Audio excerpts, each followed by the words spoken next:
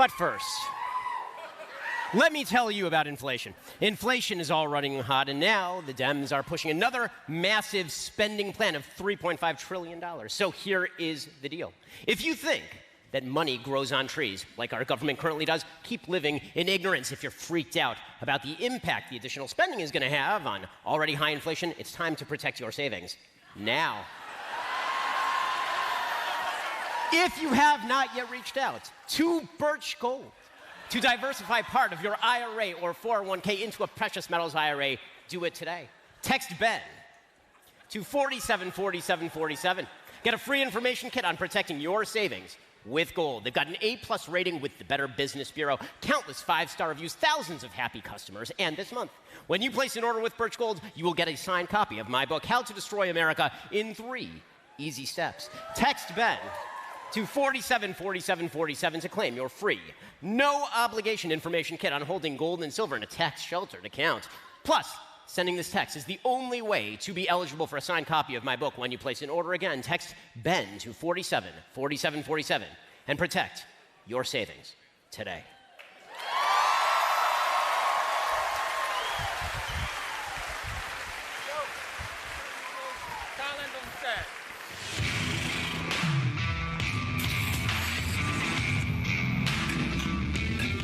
They broke our economy. They locked us in our homes. They crushed our small businesses. They masked our children. Enough. That is enough.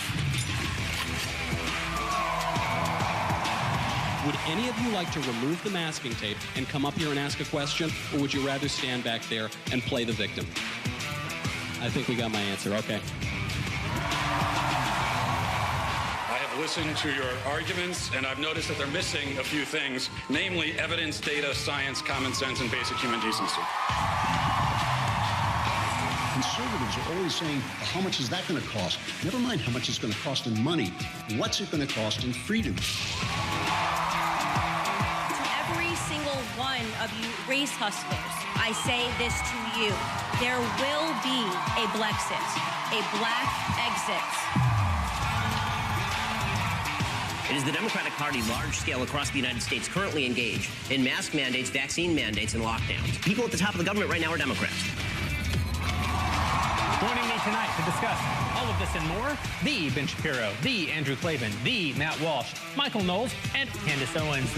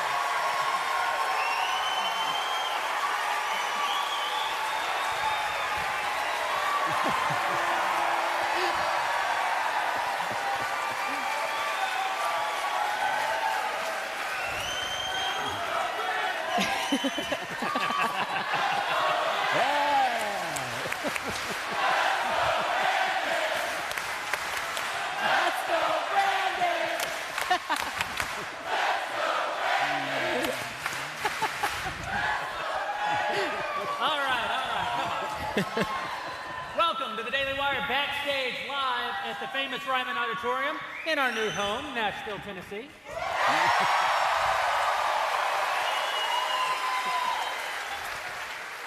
We are so honored to get to be here. This is sacred ground, the mother church of country music. So what a Southern California Jew, two East Coast Catholic fundamentalists, a hip-hop fan from Connecticut, and whatever Andrew Klavan is are doing here, I have no idea. But here we are.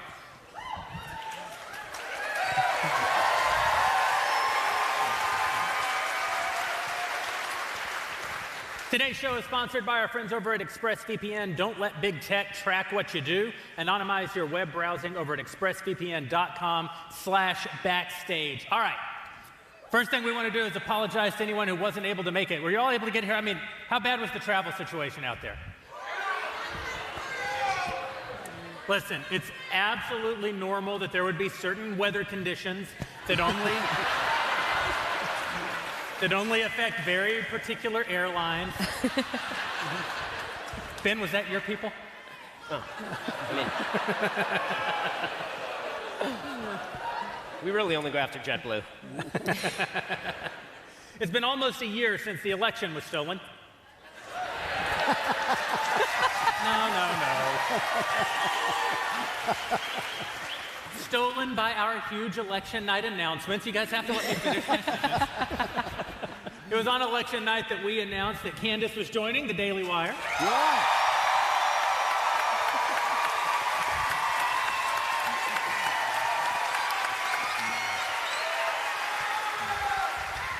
We also announced that we were moving into entertainment. And that we were hiring our first investigative journalists. It's kind of you, but nobody claps for investigative journalists. In addition to our normal tomfoolery tonight, we're hoping to bring you what we think you'll agree are some pretty exciting announcements and updates on those announcements that we made a year ago. We've had time to make good on our promises, and we're going to be filling you in throughout tonight's broadcast. But first, if you're not a dailywire.com subscriber, what are you waiting for? You need to head over to dailywire.com/subscribe and join right now. The left is on the march. The culture is in collapse. And frankly, we need your help to fight the bastards and try to save the future.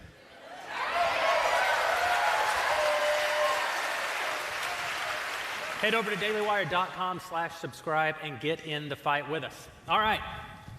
What are we going to talk about? I've got one.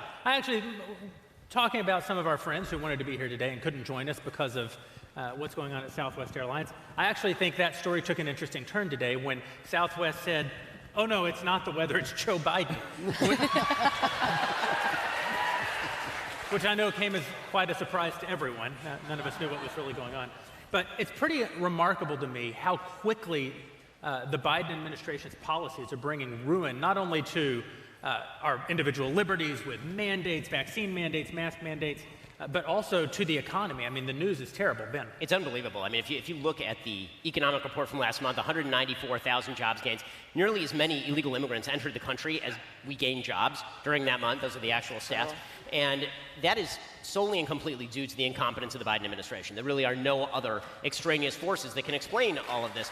Because the fact is that when our houseplant president was elected, he promised that we were going to not shut down the economy, not shut down the country, we were going to shut down the virus. And he'd been handed basically what I thought was an almost unbeatable hand, right? We were coming out of a bad period with the virus. We had a vaccine that worked. We had a distribution plan. We were going to just allow the economy to go back to its normal state because it was essentially put in an artificial coma last year. And Joe Biden has decided that he is going to tell the unvaxxed that they cannot work, tell the vaxxed that they should not work, and tell everybody we will pay them not to work. And then nobody works. And then he's wondering why exactly there are slowdowns and why exactly flights aren't going anywhere and why there are bottlenecks in the shipping supply. And now he's got the White House saying that there are going to be shortages for Christmas. So he has morphed from Santa Claus into the Grinch in a little under a year. It's pretty impressive. But you know, the thing that's important here, look, I'm really glad that Southwest is coming out now and saying, no, please, we hate mandates, we hate Joe Biden, don't yell at us. But the fact is, Joe Biden actually did not make them do that. That's right. Joe Biden, he came out there, he said, I'm going to have the Occupational Safety and Health Administration enforce this thing on the companies. But you know what the companies can do? You know what they can say? Let's go, Brandon. They can say, let's go, Brandon. We're not going to do it. That's what we did. That's what we did. It worked out fine. And by the way, it was all a charade because Joe Biden still has not issued a regulation from OSHA. That's right. He just put that out there to give cover to all these corporations. Yeah. That's all. It's a press release. It's a press release that people have been afraid of, that we stood up to them. We'd like to be heroic, but we stood up to a press release. We're not that impressive. In fairness, we stood up to it with a press release of our own. That's true. And what a press release it was. This shows fight fire with fire. This shows the heroism of those pilots, first of all. You know, this what shows when you say no.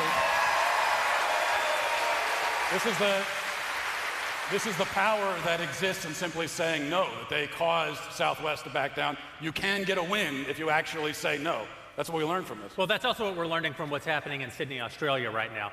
The people basically, I've been calling for it for years, we need a national day of no. And our cousins over in Australia, especially truck drivers and others, said, no, we're not going to allow you to segregate our culture on the basis of who is and who isn't vaccinated. If the premise is that the vaccines work, then the vaccinated have nothing to fear from the unvaccinated. Let people get back to their lives.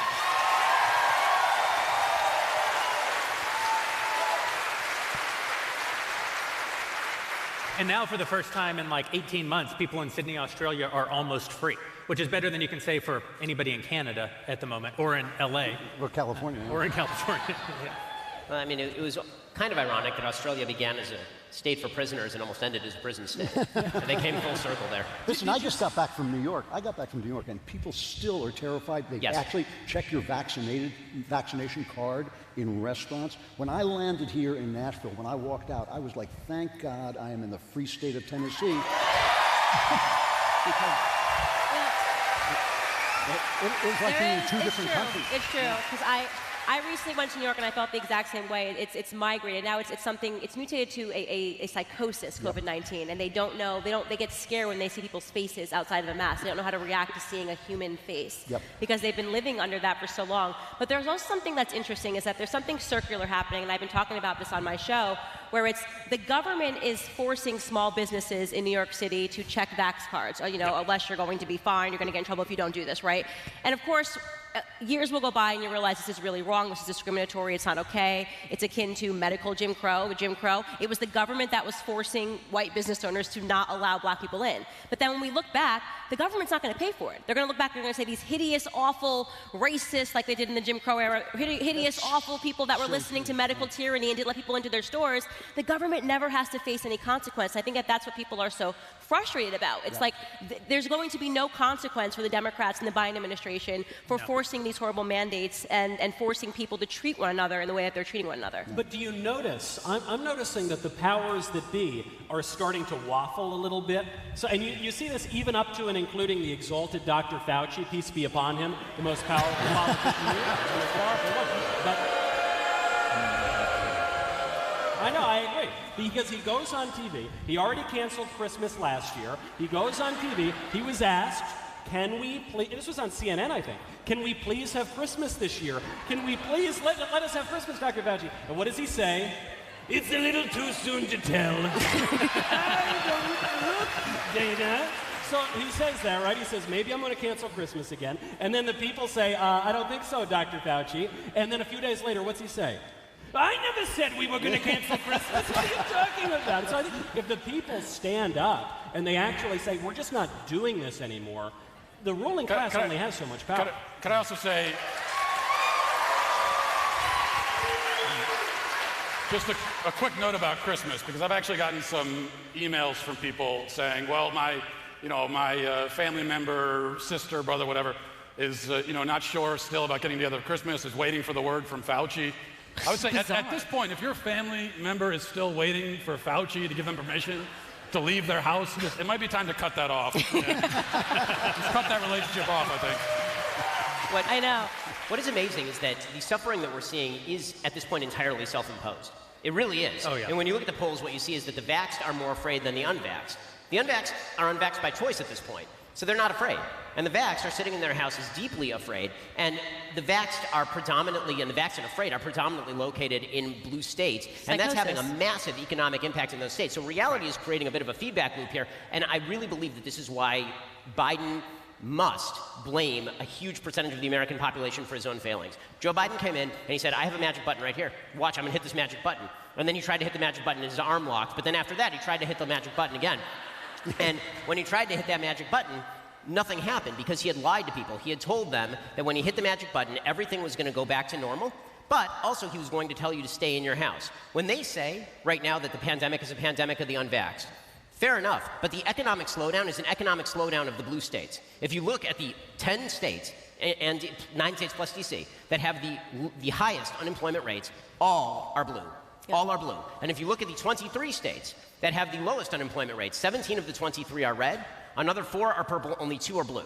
Okay, there's a reason for that, and that is because the entire mentality in the blue states is government is going to save us. Government is going to take care of us. Government is going to pay all of our bills. Government is going to protect us from the virus. And that's why there's almost this religious sensibility about the masking. If we just do what the government says, if we just do what they say, the virus will not touch us. And that's also why you see such glee when somebody follows all the rules, but they don't trust the government, and then they get COVID. They get a breakthrough case, right? Brett Kavanaugh gets vaxxed. He gets COVID. They're like, well, Brett Kavanaugh deserved it. That was the god of COVID coming for him. It's like he did all the right things. You know, I find the irrationality a little bit frightening. When you make any kind of an argument online, a logical argument, rational argument, historical argument, they come back at you with Trump, Trump, Trump. They sound like the Oompa Loompas in the chocolate factory. Yeah. Trump, Trump, Trump, Trump. And you think like, well, you know, San Francisco, once the most beautiful city in the country, is a hellhole. Portland and Seattle are on fire. Yeah. You're out of work. There's homeless people living all over LA. Everywhere. There's homeless people living everywhere. How much worse could Trump have been? You know, even if I've forgotten, say, wiping out ISIS and bringing the economy back and all the good things that Trump did, even if I put those aside, what could he have done that was as bad as this? Well, it's also really important to notice what happened just this week. So just this week, it became clear that more people have died in 2021 from the coronavirus than died last year. And so what happened? Last year, every single COVID death was Trump's fault, even when they happened disproportionately in Democrat states, notably Cuomo's New York. Even when COVID killed people of car crashes. Yeah. Bullets or whatever, right, exactly. But then you notice this year that all of these people are dying on Biden's watch. Whose fault is it? Ron DeSantis, Greg Abbott, Bill Lee. I mean, it's the Delta variant. That's right. But it can never, ever be their fault. They just keep moving the goalpost. Because it's never their fault. Of owning the press. I mean, and there is also this push. It's like they're demonizing people that are unvaccinated, by the way. If you haven't figured it out yet, I am still proudly unvaccinated. Just saying.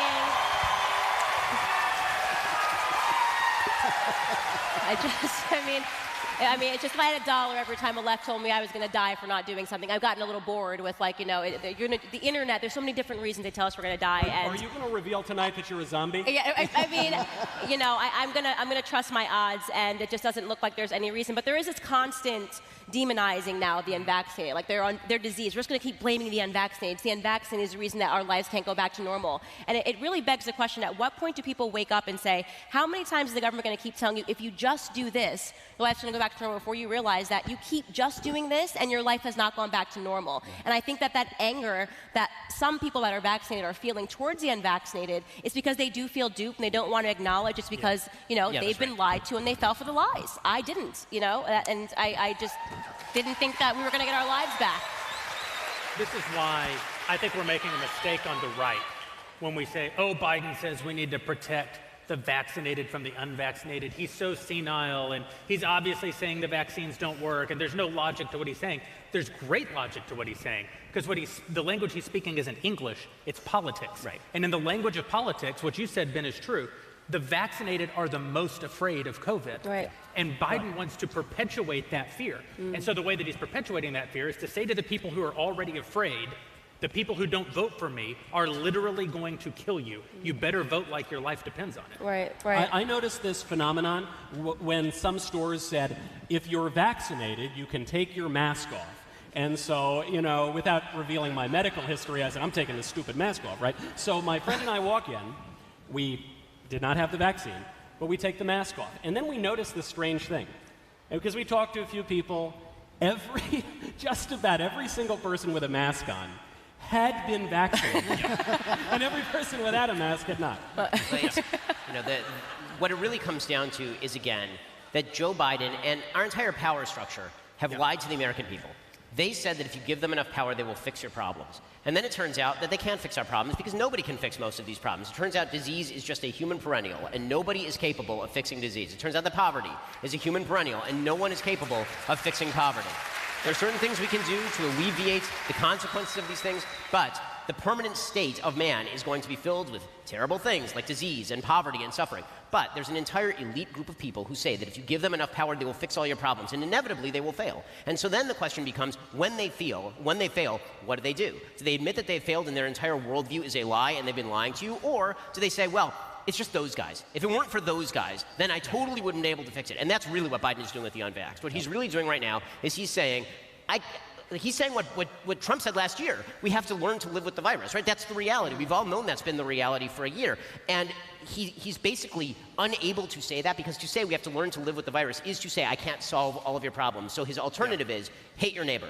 Don't hate me for lying to you. Hate your neighbor. It's your neighbor's fault we can't go back to normal. If your neighbor just did what I said, we'd go back to normal. He knows it's not going to work because that's not the point. The point is not getting people vaxxed. The point is not getting the economy back to work. The point is control. But hate your neighbor has always been the Democrat platform. Yeah. That's not changing because of Biden. That has always been the Democratic platform. Hate your neighbor. Don't look at us. We're not fixing anything with our policies, but we'll tell you who you should hate. Whether it's a white person, a tall person, a rich person, an unvaccinated person, they're always looking at the other person to get people focused on, rather than looking at the fact that their policies fail over and over and over again.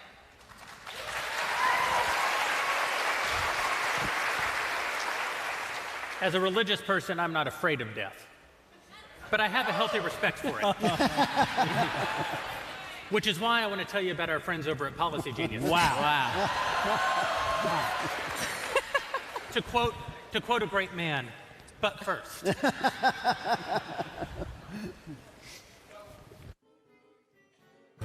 But first, facts don't care about your feelings. Money can't buy you love, but these ads will pay our daily bills. So honey, honey, honey, listen up.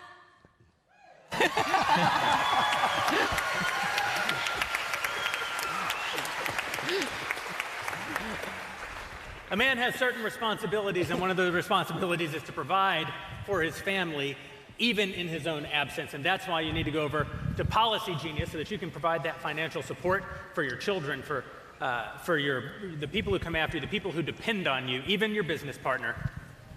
You need a life insurance policy. Policy Genius makes it easy to compare quotes from over a dozen top insurers all in one place. Why compare? To save money. You can save $1,300 or more per year on life insurance by using Policy Genius to compare policies. The licensed experts over at Policy Genius work for you, not the insurance companies, so you can trust them to help you navigate every step of the shopping and buying process. I've told you guys before, it's a true story. I adopted a beautiful little girl about 15 months ago, and I realized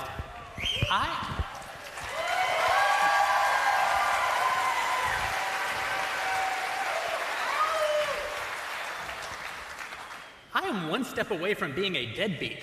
I've never had any actual responsibility in my life. What if I die? It was kind of a panic attack, guys. It wasn't pretty.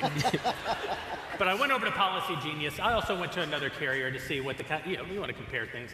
Policy Genius did all the work for me. That kind of service has earned Policy Genius thousands of 5-star reviews across Trustpilot and Google. Getting started is easy. First, head to policygenius.com. In just minutes, you can work out how much insurance coverage you need and compare personalized quotes to find your best price. When you're ready to apply, the Policy Genius team will handle the paperwork and the scheduling for free. They don't add on any extra fees. It really is a remarkable service, and I hate to tell you, you really are going to die.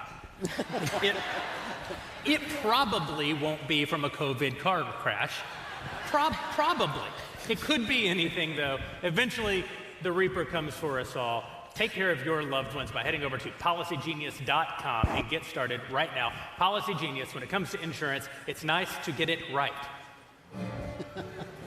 We want to thank our advertisers, from the Daily Wire, harmonizers,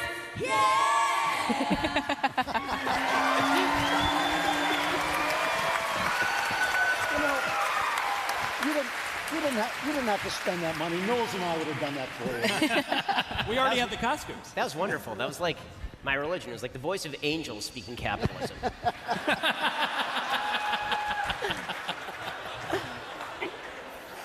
Outstanding. So we railed on Joe Biden. We ought to talk about something a little bit funnier. Sports. Yeah. If you have any 10-year-old emails that maybe you don't feel great about, my advice is delete them. Yeah. This is one thing Hillary got right. You got to delete those emails. Take those emails right out. So it is exciting to learn. We have learned over the past few years that we live in the greatest time Because literally the only good people in history live right now. Yeah, right? They live right now. You live among them, and they are like angels walking the earth. They are free of sin. They have never done anything wrong. They've never said anything wrong. You can't gaze upon their visage. They cover with the mask. It really is truly incredible. And so they'll tear down the statues of people who did amazing things, and they'll yell about getting rid of Christopher Columbus. And they will also recognize that if somebody sends a private email 10 years ago and it has something untoward in it, that person must absolutely be wrecked and just torn to the ground. And especially, I mean, when you think about the unbelievable virtue of the group of people who are really ripping down John Gruden. I'm speaking, of course, about NFL players. Because when you talk about, like, the greatest group, like the people you would trust around your wife and your kids, right? I don't trust most NFL players around their wives and kids. When you talk about the sorts of people who just fill you to the brim with optimism for human nature, you really think about people who clobber each other in the head as often as possible and then disproportionately are arrested for some sort of assault. And those are the people who definitely 100% need to be the morality checkers of the old emails. Well, I feel good about things. Can I just say, we get rid of John Gruden, and then all the NFL and really football locker rooms across the country will be places of PG language and gentlemanly decorum, because he's the one guy, the one football player, one football coach who has made this mistake, clearly, which is why, you know, I say also to the people that are criticizing John Gruden for the emails that he sent that have been released by the NFL, which, by the way, the NFL went through 650,000 emails related to an investigation of the team formerly known as the Redskins, which is a slur now that we're not allowed to say. It's like Prince. Had nothing to do with, right, the artist formerly known as the Redskins. Had nothing to do with John Gruden. 650,000 emails. The only ones that get released are John Gruden's emails. All the people that are criticizing him, what I suggest is this, especially those in the media. Go ahead and publish your Gmail passwords. Yeah. Let us comb through your, and we'll be very careful. We'll only look through 10 years of messages. We won't go further than that, I promise. And let's see if we can make sure that you have never once said one untoward or ungentlemanly thing in a private message to someone else. That's what, you know, just prove it, that's all. Well, that's fine. I also think it's very important. I don't know if you were watching any of this on TV. John Gruden, of course, for those of you who don't know, never my favorite coach, but he was one of my favorite commentators, because every word out of his mouth is insane. You cannot tell what the hell the guy is saying. If you've been watching TV, there are grown men, sportscasters, commentators, crying on television over the words this man spoke that are so offensive to all of us, because they were in a private email and he made some comment about, what was it about? It was about a black guy's lips. Yeah. The original comment that John Gruden made was about remarking on that a man's lips were big. And it just so happens that the man was a black man. And so that's automatically racist, apparently, to make you know, a comment about a black man. Now, I have been accused of having lips that are above average in terms of the, you know. So I'm a member of the club of people with a lip circumference that is above average, and you know, people remark on that. It doesn't affect me. But if you make it, when you look at the identities, all of a sudden it becomes racist, and this is what reduced NFL commentators to tears. We actually have this clip. I think for anyone who hasn't seen it, we should play it. I speak about the game of football. I fell in love with the game of football 76 years ago, and I get emotional talking about it because of situations like this. My civil rights were taken, were kind of messed with in high school over the color of my skin. And now being able to play 14 years in the National Football League, to have something like this of a leader. We talk about leadership. We give guys these big contracts because they want to be able to lead 70 men, coaches, equipment staff, and managers to the #1 goal, and that's to win the championship. And for us to be moving back and not forward in 21st century, like I said, man. National Football League, this hurts me. The clock is ticking, man. I'm sorry. Yeah. Can I just say, honestly, sitting up here feeling this way from a distance.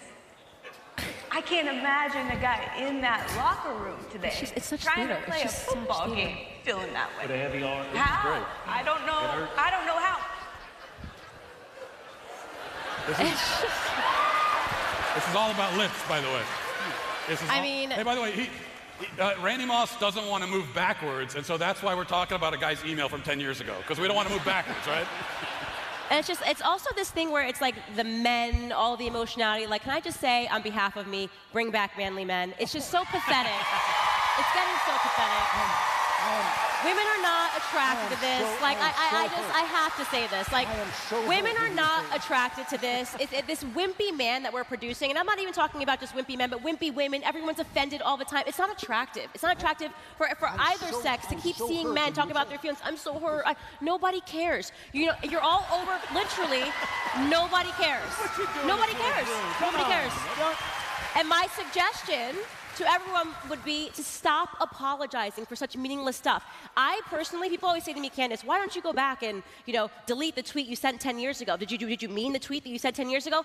I don't know. It was 10 years ago. Maybe at the time I did. Human beings have this idea now in the age of technology that we're not allowed to grow up. There was a time in my life where I thought Barbies were the coolest thing in the entire world. If I had a Twitter back then when I was 4, I would have been like, Barbies are the best thing ever. Now that we've gotten into this habit of saying, well, this is what you thought 20 years ago, so this is what you're supposed to think forever. That's not how evolution works. Human beings need to be able to evolve. You may say I've evolved since then, but we have to stop apologizing. But the religion of the left has absolutely no room for grace. Yeah. The God of the left is an angry God. Roger Scruton, the late great conservative, Roger Scruton said that in order for society to function, you need to have repentance, you need to confess, and you need to have forgiveness.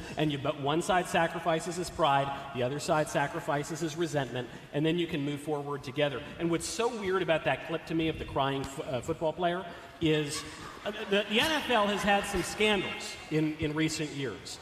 The scandals include dog-fighting rings, wife-beating, murder, and politically incorrect emails 10 years ago. And putting Jacob Blake, who had they put that on their helmet now. They put people that are committing crimes on their helmets now. But what's strange to me is, of these scandals, by far the worst one is the politically correct emails. They didn't cry about any of the other scandals. That's right. It seems a little performative. There's a guy playing for the Kansas City Chiefs right now, Tyreek Hill, a wide receiver. He was I don't know if that booze for Tyreek Hill or Kansas City Chiefs, but I'll take it either way. He was convicted. He pled guilty, in fact, to punching his pregnant girlfriend and choking her. But this is the priorities in the NFL. And by the way, that clip of the sports commentators there, I got into trouble recently when I said that I don't especially prefer female football analysts. And that clip is an example of why, because really they're all females in spirit. I agree. Maybe I should just stop there. All I can say, if I had found out a way to make football players cry in high school, my high school experience would be a lot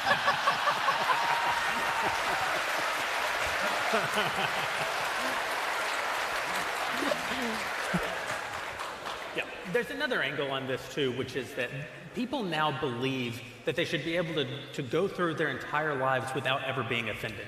Yeah. And so let's say that these emails are 10 years old. Let's say that everybody has said things that they wish they hadn't said, or even maybe they don't wish they hadn't said them, but that they probably shouldn't. The things that you were saying, Matt, I agree. I'm also willing to say that the things he said are just wrong and bad. Maybe it was a racial slur that he used. Maybe it wasn't a racial slur. But what the left has created is a world where it doesn't matter if it was or wasn't a racial slur. It is a racial slur because it was received as a racial slur. And this is the problem with raising people to have a victim mentality. The world will always fulfill that view that you've instilled in them. You'll hear people sometimes talk about, on television, this black person was mistreated because they were at a store and someone came up and asked them what aisle, the eggs are on. And they're like, I don't work here. You only think I work here because I'm black. Or you'll hear a woman say, I was at the school and somebody came up to me and asked me which way was the gym class. You're only asking me that because I'm a woman, and you think all elementary school teachers are women. But that only works for people with a victim mentality. All the rest of us know the truth. Almost all of us have been approached in a store and asked a question as though we worked there at some point in our lives. Almost all of us have actually been insulted openly at some point in our lives. The majority of us Recognize that that's because life is a messy, messed up, hard place, and people are flawed and sinful. Only the perpetual victim, the person who has been raised to believe that everything in society is against them, that the system is against them, only they take the normal day-to-day bumps and bruises that we all endure and think that that reinforces the absolute evil of American society. But you look at what, yeah. You look at what John Gruden, his response, and this is the thing that just never gets, it can't sink into most, especially people in media, people in positions of power that are so used to it and so afraid of losing it. But John Gruden apologizes and starts begging for forgiveness. And there's no reason to do that.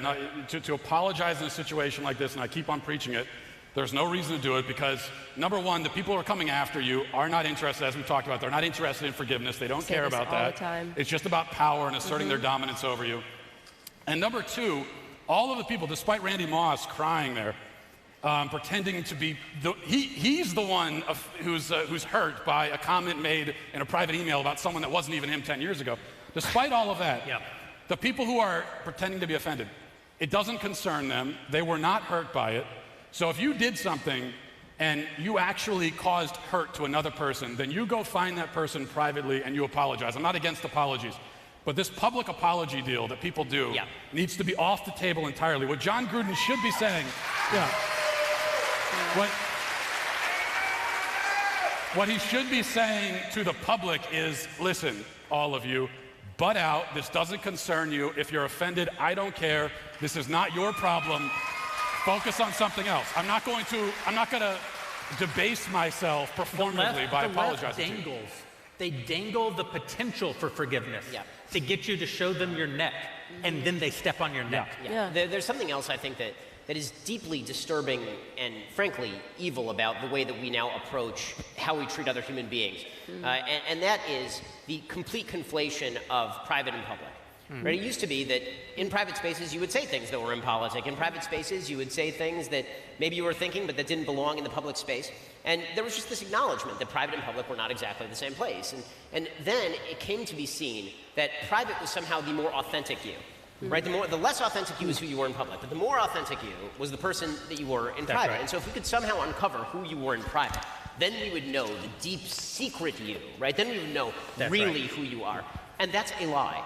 That's a lie, because who you are in private is typically lizard brain you, right? Who you are in private is the person who's unconstrained, who doesn't think about what they're doing, is the person who is actually the least authentic version of you, because when you're in public, you actually have to balance out the lizard brain part of you with your prefrontal cortex, the part that says, hey, maybe that's a really bad idea and you shouldn't do it. Right? And that part is much more genuine in terms of how you treat people. This is why people actually tend to treat people better publicly than they do privately. And that is a better measure of who you are, because when you die at your funeral, no one who wasn't living in your house knew that you. Everybody knew the you who was out there in public. Does that mean that they knew the inauthentic you, or is it true that life is a struggle with the parts of yourself that are the basest, and making yourself better at those things, and we distill the best parts of ourselves when we show that to the rest of the world. And so we ought to actually treat people well based on who they are publicly, and less so on who they are privately. Does anybody else get the feeling?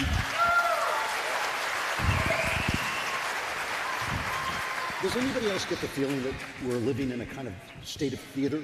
That none of this is actually real? That there are how many people are actually offended by what John Gruden said? I mean, almost nobody. And when you talk to people on the street, they're not offended.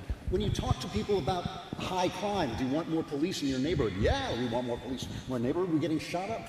But on TV and on social media and in this kind of illusion of a world that we're living in, this theater goes on that is destroying people's lives, it's destroying people's careers, but it has no basis in reality. It has no basis in fact. I truly think it's about generating fear in third parties. Well, no, I think it's not about Gruden. This is about everybody in this room. No. That's right. It's about you guys feeling you can't say anything that you want, even to your friends. That you have to check yourself before you text a friend. You have to check yourself before you send an email. You should clean your emails. You should make sure that you are pristine in all of your dealings, just in case, on the off chance that some jerk decides to leak your emails to the press. And you can't lead life that way. You really can't. I genuinely think it's in line with a kink. It's a fetish. It's a fantasy. These people there's something voyeuristic and sadistic about it. You want to see people humiliated in public. That's it. You don't care about the apology. You don't care about the person that was potentially offended. There's something that people get, a satisfaction that they get from watching people in public apologize. And they're playing a part, and nobody's offended. But here's what I will say that does disturb me, because I could care less, obviously. I'm not one to apologize for meaninglessness. But I am impacted by the idea that this next generation coming up, right? This generation that never lived, that doesn't know what it means to not have an iPhone and Instagram, to not have a Facebook. Like, I got to be a kid, I got to be a jerk, I got to try out being mean. I got to say, oh, I didn't like being mean, we didn't have Facebook and Twitter, and I got to just say whoever Candace was in middle school doesn't matter because now I'm an adult. These kids now are being held to an impossible standard by adults who never had to live in this world. It pisses me off that you have people, like these adults in the room, that are saying everything that you've ever said matters, and if you said something when you were in 6th grade, you deserve to have your entire life ruined and your college education taken away from you because you were a bad person. You're stopping children from being able to grow up, and because of that, you're going to see suicide rates go up. Yeah. It's horrible.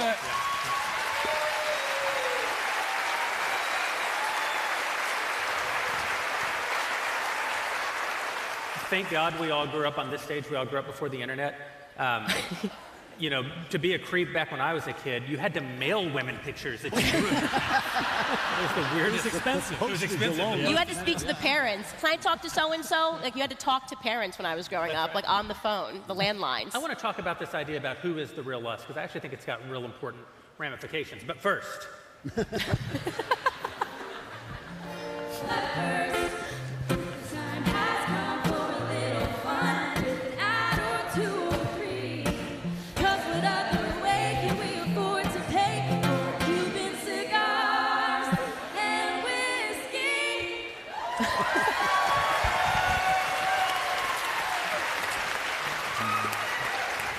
I told you at the top of the show about our friends over at ExpressVPN, but it's an important question. How do you choose what internet service provider to use? The sad thing is most of us really, we don't have a choice because ISPs operate basically like monopolies in the regions they serve. They use this monopoly power to take advantage of customers.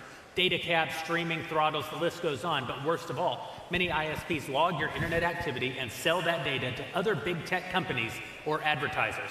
To prevent ISPs from seeing my internet activity, I protect all of my devices with ExpressVPN. What is ExpressVPN, you ask? Well, it's simple. It's an app for your computer or your smartphone that encrypts all of your network data and tunnels it through a secure VPN server so that your internet service provider cannot see any of your activity. Think about how much of your life is on the internet. Unfortunately, the list of people you've messaged, the sites you've visited, the videos you've watched, they all get tracked by tech giants who can sell your information for a profit. That's why we recommend ExpressVPN as the best way to hide your online activity from your internet service provider. Download the app, tap one button on your device, and you are protected. We can't emphasize this enough. Every time you use your phone, especially when you're on an airplane, other people on the actual airplane with you can access your data. You need to protect yourself. Go over to ExpressVPN right now. Protect your data from your own internet service provider and from the tech giants who mine your activity. Go to expressvpn.com, expressvpn.com. Keep your data private while you're online.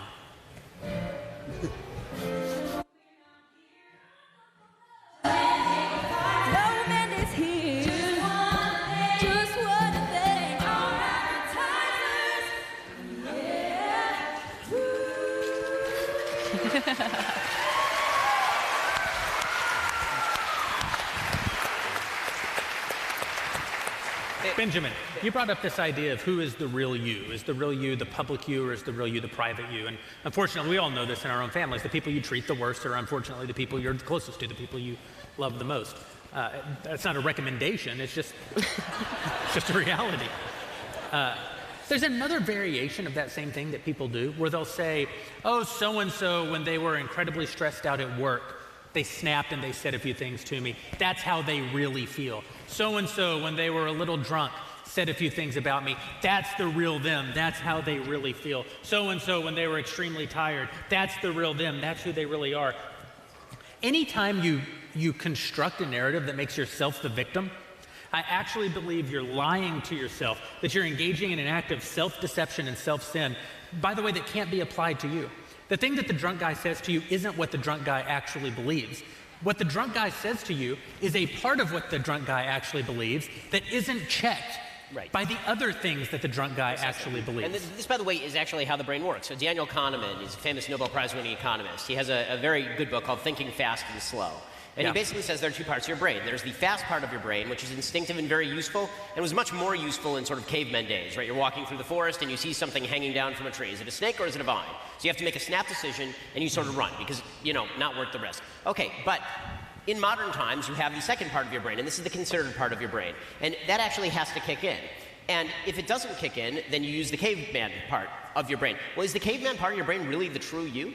Or is it the interaction between the unsophisticated you and the more sophisticated you that is the truest version of yourself and that you spend your entire life cultivating? And this, by the way, has ramifications, not just for who is the true you in terms of sending bad emails. It actually has ramifications in terms of COVID, right? Because the fact is that when it comes to COVID, most people, I think, are using the lizard part of their brain in terms of how they assess risk about COVID, and not the smart part of their brain that kicks in and goes, okay, what are the actual statistical risks here? But it goes beyond that into just an understanding of the human person as a flawed thing.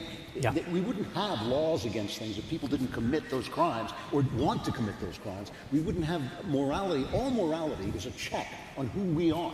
All morality is a check on who everybody is. And so when somebody actually lets fly and gets angry and loses control, gets drunk and loses control, he's only being the same as the rest of us when we're not drunk and when we are under control. And that's why we have grace. We have grace because of who we are, and not because of the other guy. The part of our brain also, talking about brain development, the part of our brain that controls discernment, long-term decision making, that's not even fully online until the age of 25. Which is why, digging through someone's past, I mean, this doesn't apply to John Gruden, who was an adult, but when we dig through someone's past, to Candace's point, dig through someone's past, going back to when they're, in their early 20s into their teenage years. I mean, this is someone whose brain was not even fully there yet, and we're going through and we're looking for it, which is why I agree with Candace, and that's also why I say to parents all the time that, listen, why are you giving your 12-year-old a smartphone with internet access in the first place? There's no good reason to do it whatsoever. We could solve a lot of these problems, especially for your kids. Just don't. I mean, here's the thing. Your 10-year-old, 11-year-old, 12-year-old kid, if you don't give them a phone with internet access, they ain't getting one because they don't have a job. And so you have to make that, you have to make an actual financial sacrifice to supply your child with the tool to destroy himself. And that to me doesn't make any sense at all. But this goes even deeper than all that. I mean, this is the sort of issue where it can dig and dig and dig and dig. And it gets to this big cultural obsession of transgenderism, the new ideology that's very fashionable now. And the premise of transgenderism... I'm looking forward to seeing how you got all the way here. No, it's very simple. I mean, it's just this basic Gnostic idea that keeps coming up every few hundred years. That I might look like a man, I might talk like a man, I might have an Adam's apple, and I might have suspenders on, and I might look like a fella. And I don't know, some people might disagree with that, but that's fine. But I might look like a guy. But if deep down in my most secret knowledge, I think that I am a woman, then I really am a woman. And the physical world and the real world and everything we see and all the behavior we see, that actually doesn't matter at all. And your deepest desires, the darkest ones that you don't want to follow, that is who we really are. And the public behavior and the physical reality, none of that matters. And I think what it ultimately redounds to is this crisis of subjectivism. That the only truth that really matters is that deep, dark truth that only you can access, and it's why we're not allowed to disagree with one another even anymore. Which is the opposite of virtue. I mean, our hero Jeremy and I love George Washington, who's the image of self-control. I mean, it's not that he was a good person all the way through. It was that he actually exercised his will to do virtuous things and to be a virtuous person. And it's why we're all here, because he had the virtue to turn over his sword to the civilian authorities when they would have crowned him king. That takes inner control, Out of curiosity. I've always been so jealous that Drew got to meet George Washington. I should say, out of curiosity, because a lot of us have young kids, phones, no phones? What's the decision? No Until? Death. Yeah. I mean, 18, 19. 18. We are moving to a cave in the woods, and we're not going to have any. My kids will not even see another human until they're 45. That's what we decided. String, right? Yeah, exactly. Yeah, I think maybe when your kid's a teenager, a flip phone might be a good idea so that you can keep track of them. Or a pager. What's wrong with a good pager? Yeah, pager's fine. How about the Gordon Gekko phone from Wall Street? Where he's walking on the beach and it's like the size of a giant phone booth. Yeah. You just have to carry it around. It also works out their muscles. It's good for them. I like it. You know, when I was a kid, we didn't have cell phones, and we had the payphone. And that's when you did the move where you didn't have a quarter, so you called your parents, collect. Yep. And then when they told you to say your name, you'd say, "Hey, Mom, I'm at the school, come pick me up." And that was the move back then. Kids don't know about that anymore. What about you? Well, I'm giving my cute little baby a tin can because I'm very traditional, I'm very conservative, and it tethers him to the house then, so I don't need to worry about it at all. Well, you guys know you're not allowed to change your mind, by the way, so it's 2020. No changing your mind down the line. So if your kids have phones, you're going to get called out on the internet. They're going to say, "But you said 20 years ago that your kid wasn't going to get a phone." You have adult children. Have you given them phones yet? Well, my son, Spencer Klavan, no relation, is in the house.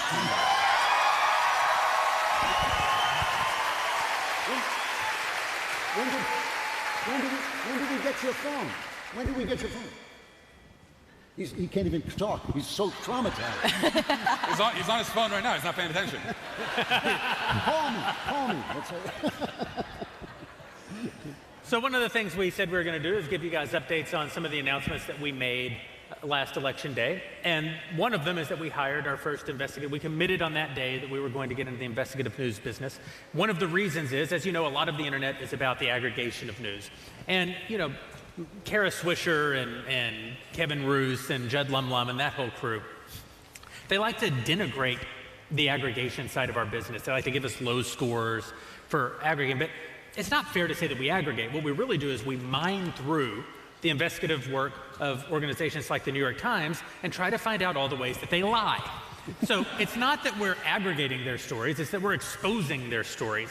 But that isn't all of news, and we understand that there is a lack of investigative reporting that happens on the right. It's the reason that one of the reasons the left is so successful at framing the narrative is because they actually get to report on the story before we ever get to it. And one of the reasons that there isn't a lot of investigative journalism is on the right is because it's incredibly expensive work. You know, a writer at the Daily Wire can write more than one story a day. You know, if you're involved in a long-form investigative piece, you might not be able to write one story a week. So you can just imagine how difficult it is to monetize that. But one of the things that we have going for us that not everybody on the right has is our badass dailywire.com subscribers.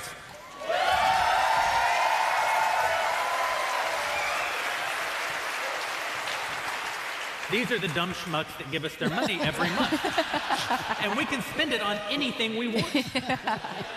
And one of the things we want to spend it on is investigative journalism. So because of our dailywire.com subscribers, we were able to hire our first investigative journalist, and it's been going remarkably well. We intend to continue to do it, to expand it, and we had one of the biggest stories yet that we've been able to break just in the last 24 hours. And the best person to talk about it because, and in fact, we have a few dailywire.com subscribers here tonight who are from Loudoun County, Virginia. Yeah. Which means they're neighbors of Matt Walsh, who is also a resident of Loudoun County. And I'm sure you tracked the story. You couldn't have turned on a television in the last several weeks without seeing the man who was ejected, a father who attended a Loudoun County school board meeting, who was ejected and arrested while at the school board meeting. And the school board meeting was there. They were discussing transgenderism and other issues that were being taught in the school. As you know, that, according to our Attorney General, is an act of domestic terrorism to have any opinion about what teachers teach your kids in public schools. And so this father was arrested, and I know. Hey, he could have been on the Supreme Court. Go Mitch McConnell. Yeah.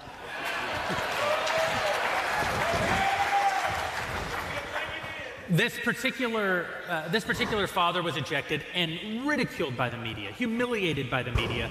You know, just the video shown over and over and over. Well, as it turns out, one of our dailywire.com investigative journalists got in touch with this pariah of a man, this man who's been ostracized across our society, and asked him, you know, the simple question, complex for a journalist, I know, but hey, what happened? And holy crap, what happened? As it turns out, according to this father and according to his attorney with whom we've spoken, and some parts of this still have to be corroborated. Investigative journalism takes time, and it takes time to completely vet some of these stories. But according to the father and according to his wife and according to his daughter and according to their attorney, this man's daughter was raped in her school bathroom by a male student who likes to wear dresses to school.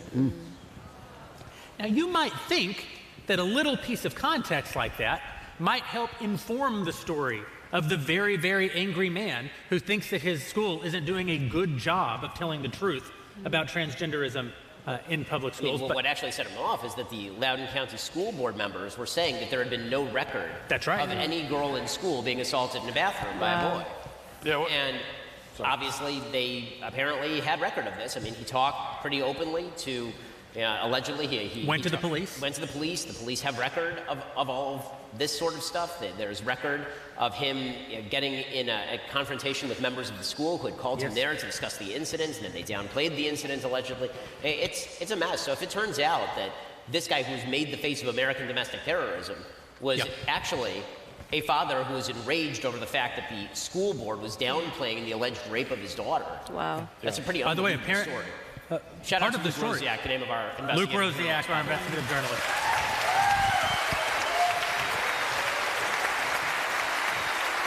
Luke, bask in it, my friend. No one will ever clap for you again. no one claps for investigative journalists. It's a very important story. By the way, part of the allegation is that the school board did move this student to another school within their jurisdiction where he was arrested for assaulting another girl. Wow. Yeah. Why do stories like this matter? You don't need me to tell you why stories like this matter, right? Stories like this matter because the left is engaged in wholesale rewriting of reality right before our eyes. And there's absolutely no way to fight back against it if we don't have the truth, if we don't know what's going on, if you don't hear the reality of these situations, then it's very easy for us to just lose and lose. You may hear a story and go, there's got to be more to that. But if you never hear what the more is, then we're just going to keep losing. So thanks to our DailyWire.com members for making it possible for us to engage in that kind of...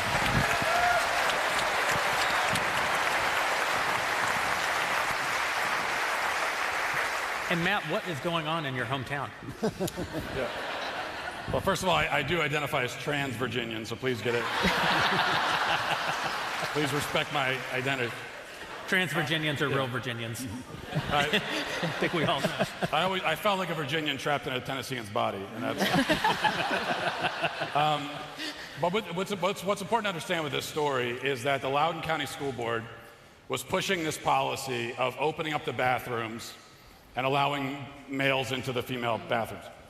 And while that was happening, this girl was allegedly raped in a bathroom during school hours in a Loudoun County school by a boy. And the school, what they told the father, according to the father, is that they want to keep it in-house. They want to keep the issue in-house, which we know we've seen this with many institutions, including a lot of public schools in the Catholic Church. We've seen it in many institutions where in Hollywood, they want to keep these issues in-house because they don't want it to get out. And so it's important to understand that they were pushing this opening the bathroom thing. The rape happens. The father shows up at the school board meeting and says, here's what happens to my daughter. Gets very upset, understandably, like any father would. I mean, I've got 2 daughters. And this father showed up at the school board meeting ready to turn over tables, which is exactly what I would have done, what any father would have done. But even knowing this, they still, even knowing it happened, they still passed the policy afterwards saying we're going to let boys into the girls' bathroom. And then what they did in the Loudoun County School District is at that point, they said, oh, you know what? We've also decided we're going to kick the public out of the public school board meetings. You got to stay outside. And if you are going to come speak to us, you have exactly 60 seconds to say anything, which means, of course, you can't say anything. There's nothing you can say in 60 seconds. So they did all of this, which I think is a pretty clear effort to cover up this issue and to avoid talking about it. And this is why, this is what we have to understand. If you send your kids to public school, there are good teachers out there. There are good school board members out there. Of course. But you have to understand that many of the people running these schools They don't care about the safety of your children. They don't even care about educating your children. What they care about is a certain ideology, a certain religion that they have invested themselves in. And what they consider the best thing for your child and for society is to make sure that your child is indoctrinated into that religion. And everything else comes second. And that's something to keep in mind before deciding whether to send your kid to public school in the first place. You know. So much I could say there. Yeah, I mean, I think that's probably been the most important topic to me this year, especially just becoming a mother, is just talking about what's happening inside of the public school system. And I think every single one of my episodes, I'm encouraging mothers to pull their kids out of public school systems, because I don't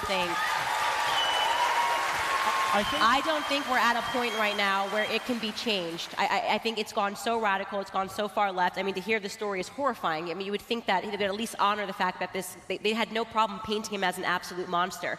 They allowed this lie to just exist in the media, and they actually used that lie, similar to what they did in January 6th. The lie got so big in the media that informed policies that shouldn't have happened. And I'm referring, obviously, of course, to virtually everything you were told happened on January 6th. Someone was bludgeoned to death, a police officer was beat to death with, a fire extinguisher. Well, they don't care what they're saying. They have to tell you all of these lies so that they can then put in place the policies that they already wanted to put in place, like put up the fences, say that this is a form of domestic terrorism, that Trump rallies are domestic terrorists, and now you're seeing what's happening in the school system. And I don't want to say I'm happy that it's happening, but I think it's a unique opportunity to awaken a lot of moderate Democrats who weren't aware of what we were talking about, because they bought into the January 6th, everyone who's a Trump supporter is a domestic terrorist, and people were bludgeoned to death with fire extinguishers, whatever. But now they're seeing in real time that you have parents who are genuinely just trying to say this is not a good choice for my child. And you have Merrick Garland, who received a letter from the SBA, right? In this letter, he highlighted this example that you're talking about. Now these instances have become unruly, and the SBA evidence that exact circumstance you're talking about. People are getting arrested,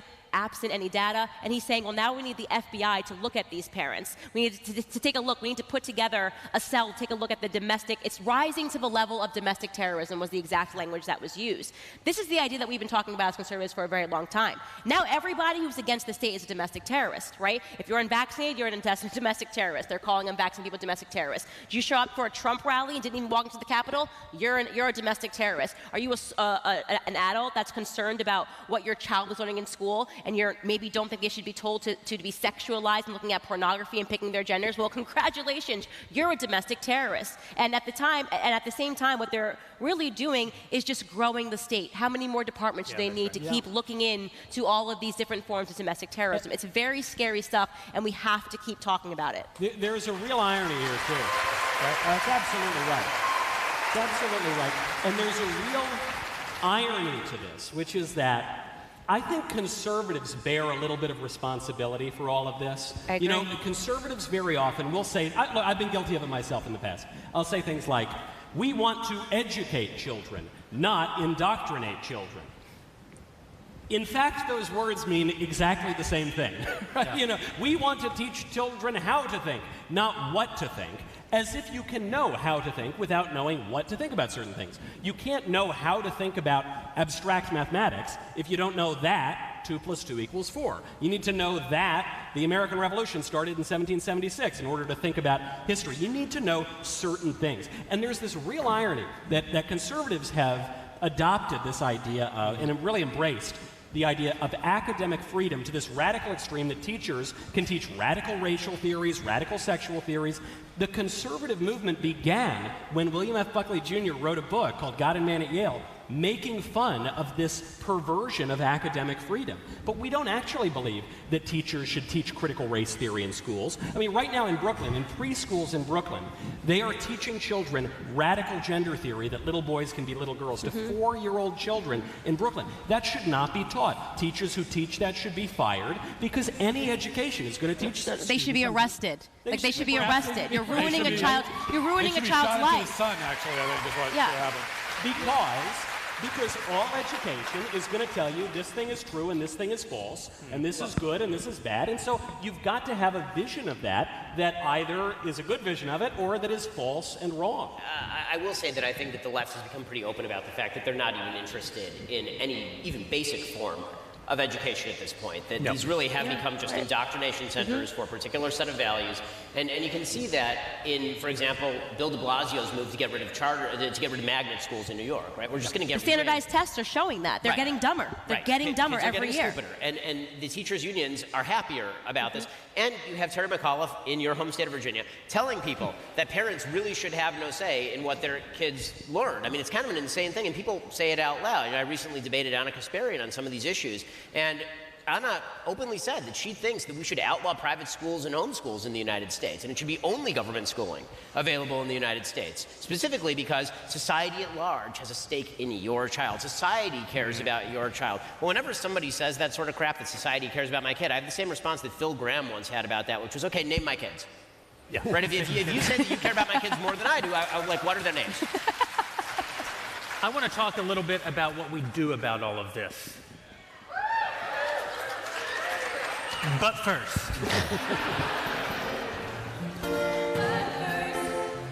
pausing the show to make some dough, 'cause we're all shameless and free.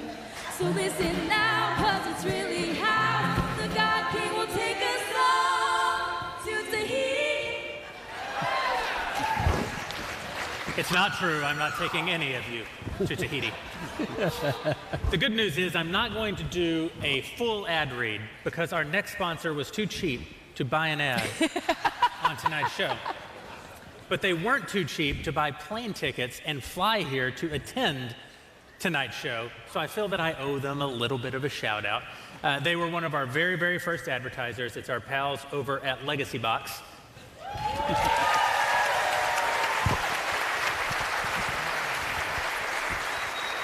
When Ben and I and Drew were still making podcasts in my pool house, I was busy trying to find anyone who might actually advertise on our shows.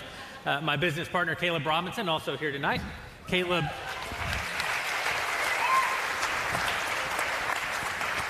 I don't clap for him, but I'm glad they. Caleb was cold calling every advertiser and advertising agency in the country, being told that our shows couldn't possibly have any value.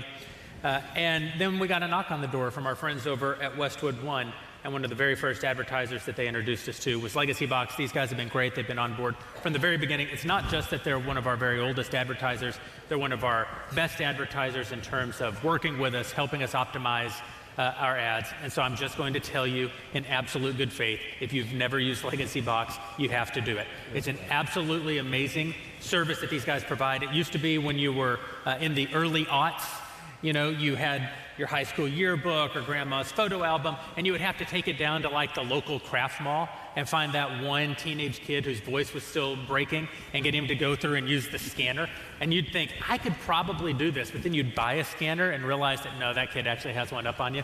There's no way you could do it yourself. Legacy Box just took that service and made it into an amazing national product. Legacy Box is your chance to have all your aging tapes, films, and photos digitally preserved, so the ability to relive your family history is never lost because of a leaky pipe or a fire or any of the other things that might melt your tape.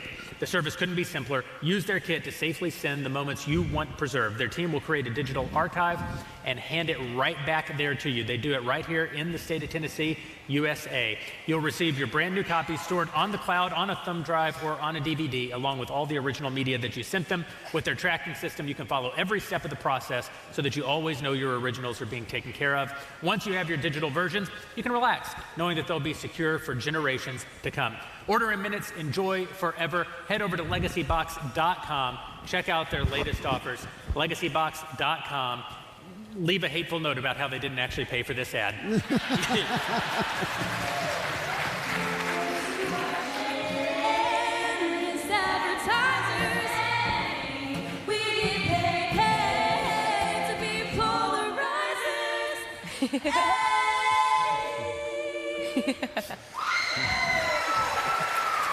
You know, talking about what we do about this problem with our schools brings to mind one of the few good sides of this pandemic we've been in.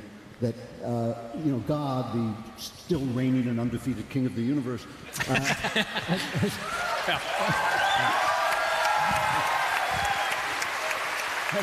Applause for God, guys. Yeah, God. Give it up for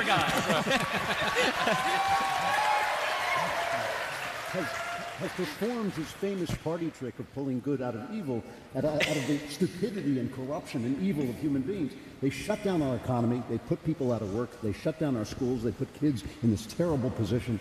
And in all of that, a lot of moms went home, and a lot of kids learned online where the moms could see what the hell was going on. And these people, you know, Candace is right about this. Some of the people fighting about this in Loudoun and Fairfax County, Virginia, they're Democrats. Yep. They are Democrats. Yep. They're all colors. They're all, you know, different kinds of people. They're coming from all different places, and they're saying no. And this is you know, when the feminists say to you, the leftist feminists say to you, oh, you're just a mom. You're just a homemaker. You know, you need to get out and go to work. This is why they say that to you. This is why they degrade and denigrate the rule of moms that is the center of every civilization. It is the creative force and the sustaining force of civilization. And everything. I was just, the point that you're making about how Democrats are out there at these school board meetings. The Virginia race for governor right now, if Glenn Youngkin somehow pulls that out, you know, a lot of people are worried about the Biden agenda. If Glenn Youngkin beats Terry McAuliffe in Virginia, the Biden agenda is finished. Yeah. That's right. Over.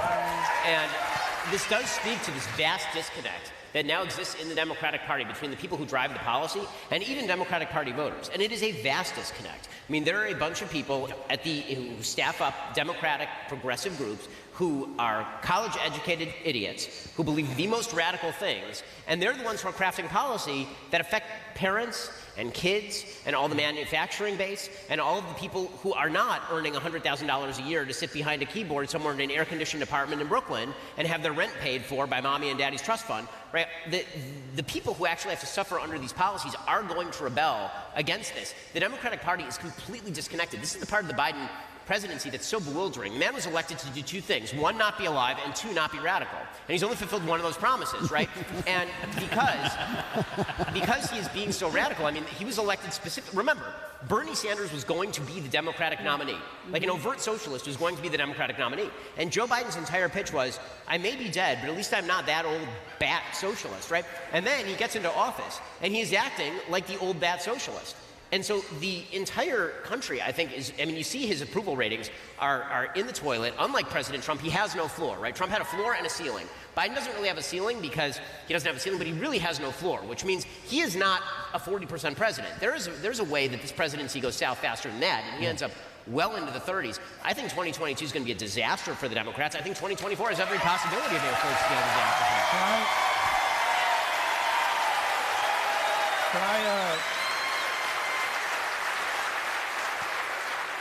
Can I just talk about the bad news for a second? You, Matt? Yeah. No. If we're discussing what can be done about the problem, the bad news is that, and this is, maybe it's not bad news depending on your perspective, but the public school system cannot be saved, I believe. It cannot be saved. It is irreparably broken. Mm-hmm. Now, that doesn't mean, you know, I'm going to these school board meetings, lots of us are going to school board meetings, and that's a great thing to do. But when I show up to a school board meeting, I consider it like trying to patch a dam that is going to fail eventually. And there's a real value in that because you're giving people time to get out from the flood zone, and that's what I'm trying to do. But the school system itself is totally run by the system, and the system it's a left-wing system. And so what that means is that the ultimate solution is for us to take control of our kids' education ourselves. I mean, Michael's right that we're not deciding whether or not our kids are going to be indoctrinated. We're deciding basically who is going to do the indoctrinating. In what? And the awakening that's happening for a lot of parents right now around the country with these school board meetings. I mean, I've heard people compare this to sort of the new Tea Party movement, and I think it is in a lot of ways. Mm-hmm. There's an awakening where people are realizing that, wait a second, I'm sending my kid to a government building for 7 hours a day, 5 days a week, 9 months a year for 12 or 13 years of their formative years. That's what I'm doing. And that means that my government the government has an enormous amount of control over not just what my kids are taught, but the kinds of people they become. Yeah.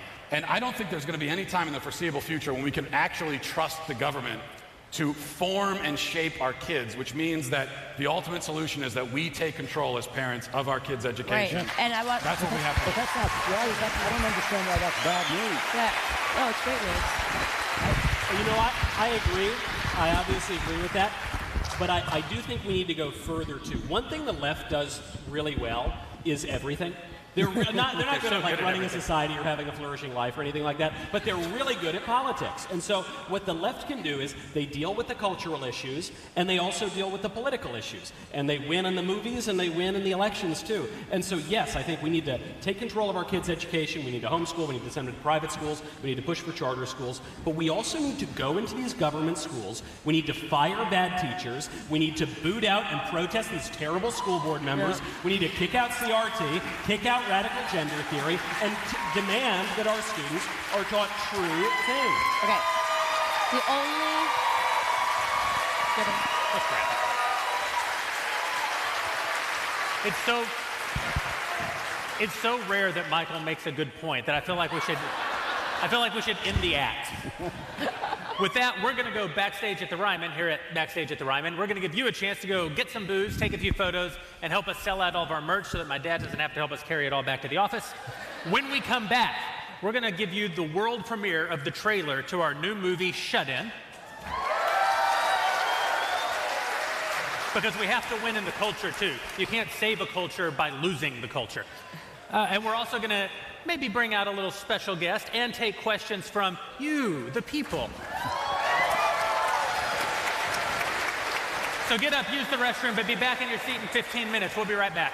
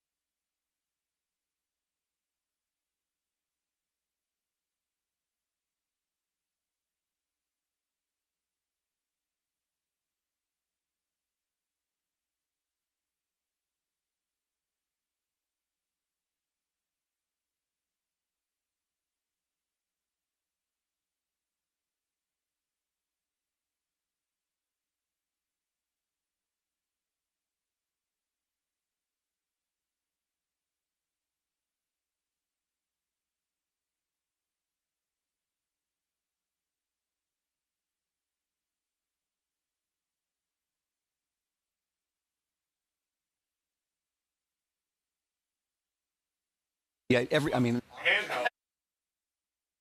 It's handheld items.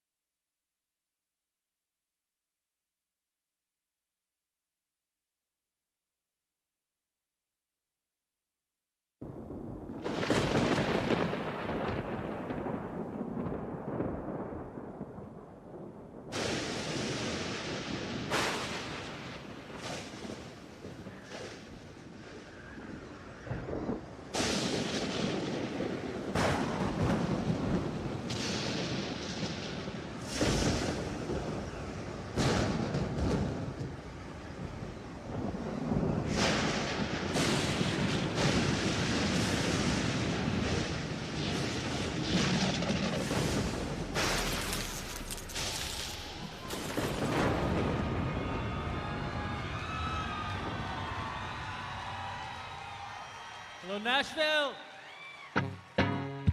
Ryman Auditorium.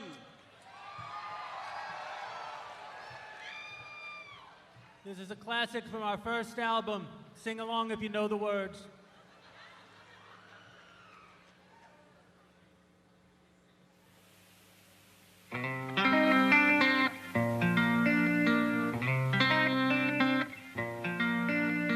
Longest night I remember, the winter of '65. You called me up from your mama's house and you said goodbye.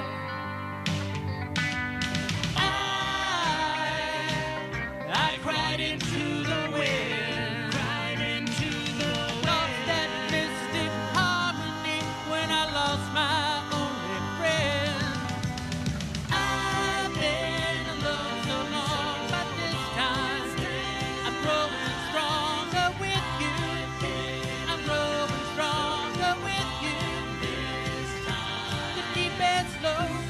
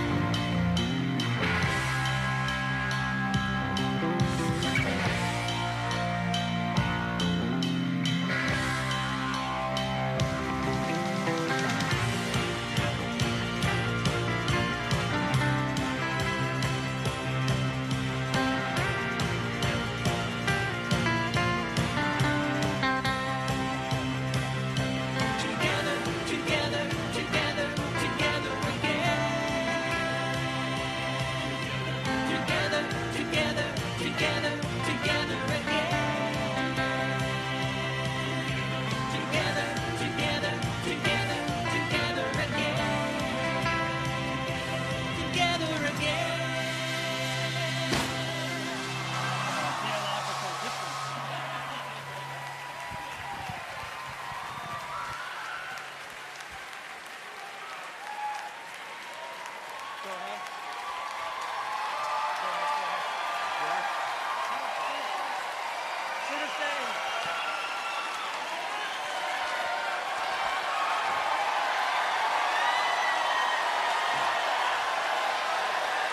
Hey.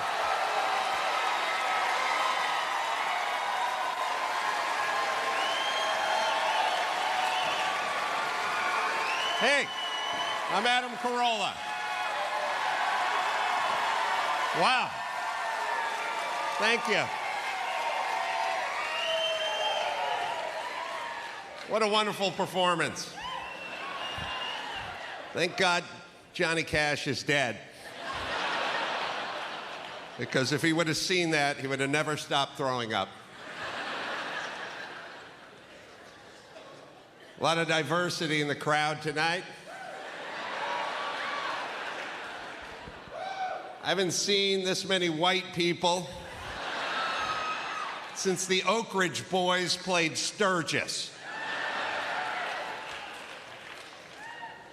Ben Shapiro, everybody. Love that guy, right? I've known Ben for a long time. I first met Ben when he was 11 years old. He was a junior at UCLA. Ben is so damn smart, right?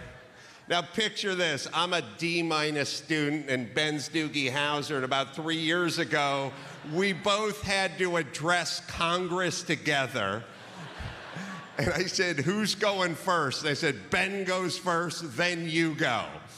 Ben has 5 pages, single space, typed both sides. He's gonna mow through it. I have a cocktail napkin with a happy face drawn on it. Going after Ben Shapiro when you're addressing Congress is like going after an Indian kid at a spelling bee.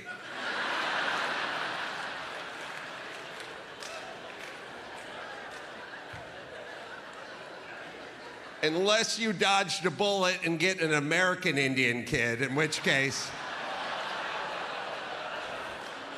well, let's face it, you'd be relieved. That's all I'm saying. Ben keeps saying to me, Adam, when are you going to leave California? You got to leave California, man. Nashville is so great. When are you leaving California? I go, I got twins. They're in high school, but I will be pulling up to their graduation in a U-Haul. I'm not even going to watch them graduate. I'm just going to honk the horn. Run for the truck. Getting out of this dump.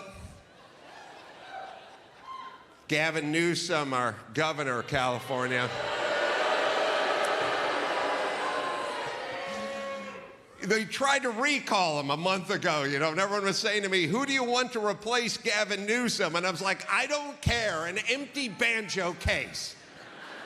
One of those plastic owls they put on top of the sign at the seafood restaurant so seagulls won't crap on it. Anything would be better than Gavin Newsom. A lot of issues going on in California. A lot of issues going on at the border, man. The border's rough. Everyone's like, you hear these people, we gotta abolish ICE. You know what ICE is? You know, Ilhan Omar.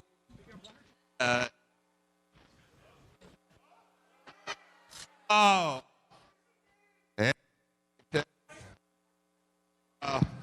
right.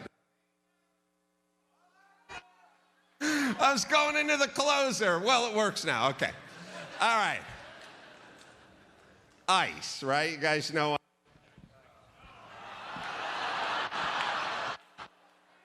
Joke has visuals.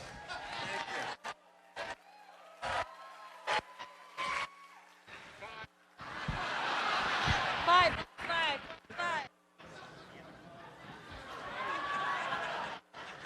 It's not on. It's not on. That mic's not on. The mic's not on.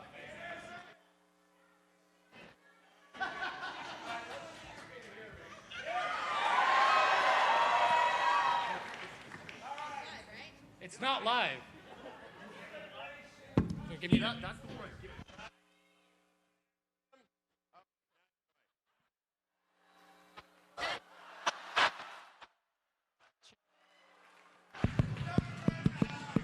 Okay.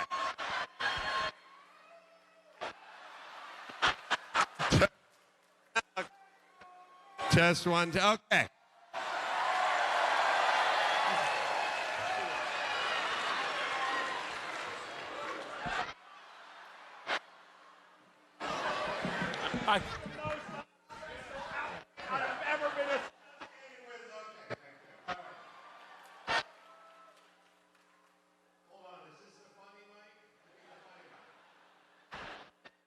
All right. Let me reboot that joke. ICE, right? All right, AOC, Ilhan Omar, we got to abolish ICE, right? Everyone wants to abolish ICE. And I'm thinking to myself, you know, it stands for, it's an acronym, Immigration Custom Enforcement, ICE, right? And everyone's like, we got to abolish ICE. So I'm like, why do we have to abolish ICE? Men and women, you know, customs, they enforce the law. Like, why do we have to abolish it? Why do all these politicians on the left hate ICE so much? And then I realized it's the name. They hate the name ICE. It sounds so cold and impersonal and jagged. Remember Top Gun, Val Kilmer, Iceman, biggest douche in the air, right? Biggest douchebag in the air. So I realized they hate the name, and I figured out a way to save ICE. It's Immigration Customs Enforcement, ICE. If you want to save it, all you have to do is start it with the word national. National Immigration Custom Enforcement, nice.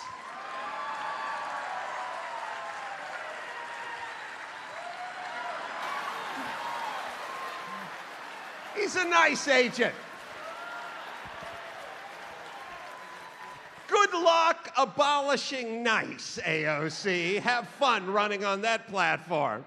It'd be a great recruitment tool, right? You get the windbreaker that just said nice agent on the back of it. You could do whatever you wanted, right? Once you had the nice agent windbreaker, you could do whatever you wanted. It'd be like, what's that nice agent doing over there beating the crap out of that Guatemalan grandmother? I don't know. She must have done something wrong. He's a nice agent. All right, you guys, thank you very much for your time.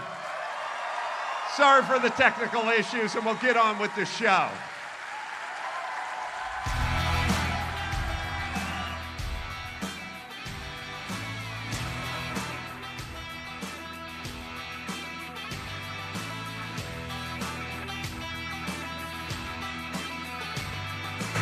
Yeah. All right, it works. Yeah, about time. You know there's no God because it didn't cut out during Jeremy's performance. Let's hear it for Adam Carolla.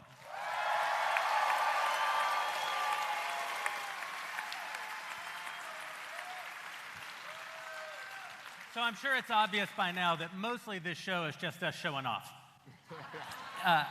But it's not, we didn't only bring Adam out here so that we could say, hey, look, we're friends with Adam Carolla. We also wanted to tell you that, hey, look, we're going to do a show with Adam Carolla.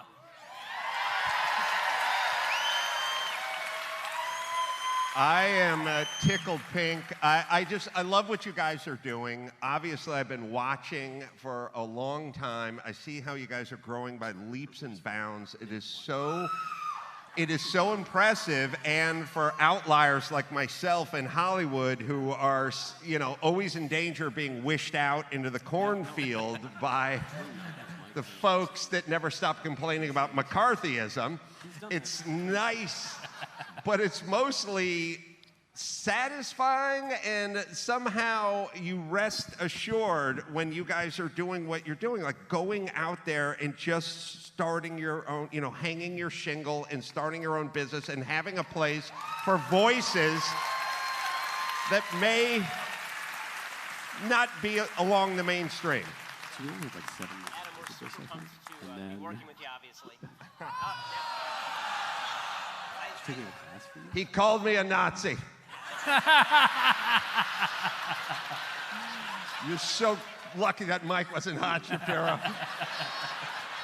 Obviously, Adam, you're one of the first guys who really got into this podcast space and really blazed a trail. And for Ben and I coming up, it was really so important to see that someone can go out and just actually do something. And one of the things that I talk about all the time, Ben, graduated from high school when he was 7.5 years old, wrote his first book when he was 14, won his first Pulitzer Prize when he was. For me, I'm not a college guy. I'm a guy who just thought, I wonder how many times I can fail in a row before they make me stop trying. And it turned out the answer was never. They just keep letting you try and try and try. And so what I think in this moment of cancel culture, in this moment where they're pushing people out, we were talking a minute ago about what can you do. One of the things that you can do is just do. Just get out there and do something. You did that. We're doing it. We're glad to be doing it with you. Well,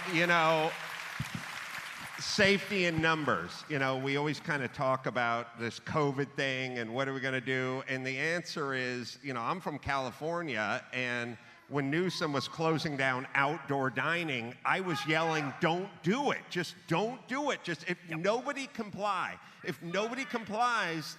That'll be it.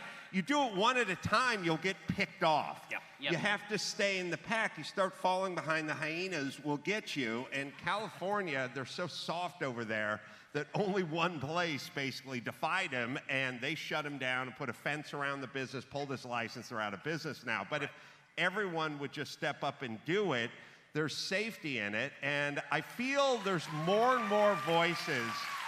I will credit you guys to a large extent in making it safe for people to speak out who never felt safe speaking out before. So now this mic is working, which just demonstrates that Jeremy was indeed in charge of all the mics, because of all three of us. And I will say that there is a God, and he's Protestant. So what I actually want to ask you about is what your show's going to look like, because basically what Jeremy came to me with was two options. One was an extension of Smokey Mike and the God King, and the other was literally anything else. And the literally anything else, it turns out, was your show. And so I want to hear about what that's actually going to be like. It's pretty awesome. All right. Well, we're going to call it Adam Carolla Truth Yeller, because I tend to get fired up on stage. I'm going to invite my comedic friends. I have Jay Leno is going to join me on the first show. And Rob Riggle, veteran, by the way, is going to join us as well. And I go out and I do about 10 minutes of stand-up at the start, just like I did tonight, and then we'll do a quick interview of Jay or whomever the guest is, and at some point, we'll pull balls out of a hopper. Now, before the show, everyone writes one word down on a ball. Just a single word on a ball. It'll go into a hopper. It'll be like lotto. And the guest will pull the ball, read the word, and I'll do an improvised stand-up set on that one word with an assist with that. Awesome. So this is what we've been talking about. It's not just about news and commentary. If you want to influence the culture, you got to make some culture. We're grateful that Adam's going to come make a little bit of culture with us, and we hope you guys like it. It'll be coming this year. Yeah, and we have 2 live shows. You're going to be in SoCal. I hope you're not, because it's miserable over there. If you have to go to SoCal, we're doing October 30th at the Bray Improv. Leno will be there, and Rob Riggle will be there, and we're doing we'll tape our first 2 shows that night. It's awesome. Adam Carolla, everybody. Adam Carolla. Thanks, you guys. Thank you. Thank you.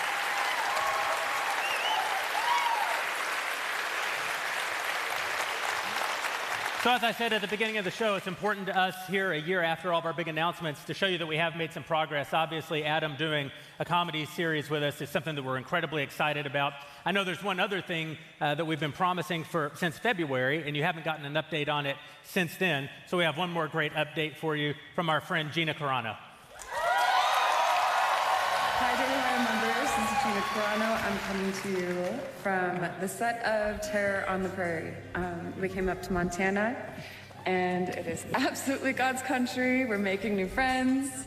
We've attracted the most incredible cast and crew, and a hell of a director. We're going to make a great, great movie. I'm in love with the script. I'm in love with the character. I'm living a fantasy right now. So I can't wait for you guys to see it.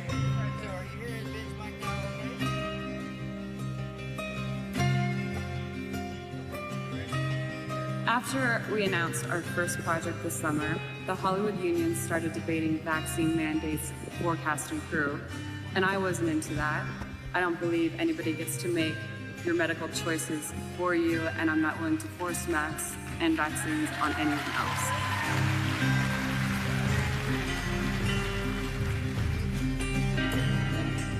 Thank you to all the Daily Wire members. You guys have been an extended family. Thank you to everybody for making this possible. Without you, I don't know where I'd be right now. And right now, there's no other place I'd rather be. So I hope everybody is doing well. Keep fighting. Stick together. We got this. Never give up.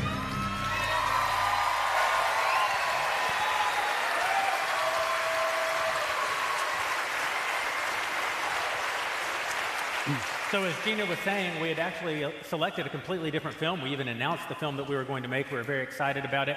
And then Hollywood decided that maybe they would force masks and force vaccines on the crew. And Gina walked into my office here in Nashville and said, nah, I'm not doing that. We're going to have to find a different movie. And I said, Gina, you're a member of the union. Your union is the problem. She said, to hell with it, I'll quit my union. Let's make a movie up in Montana where they can't get after us.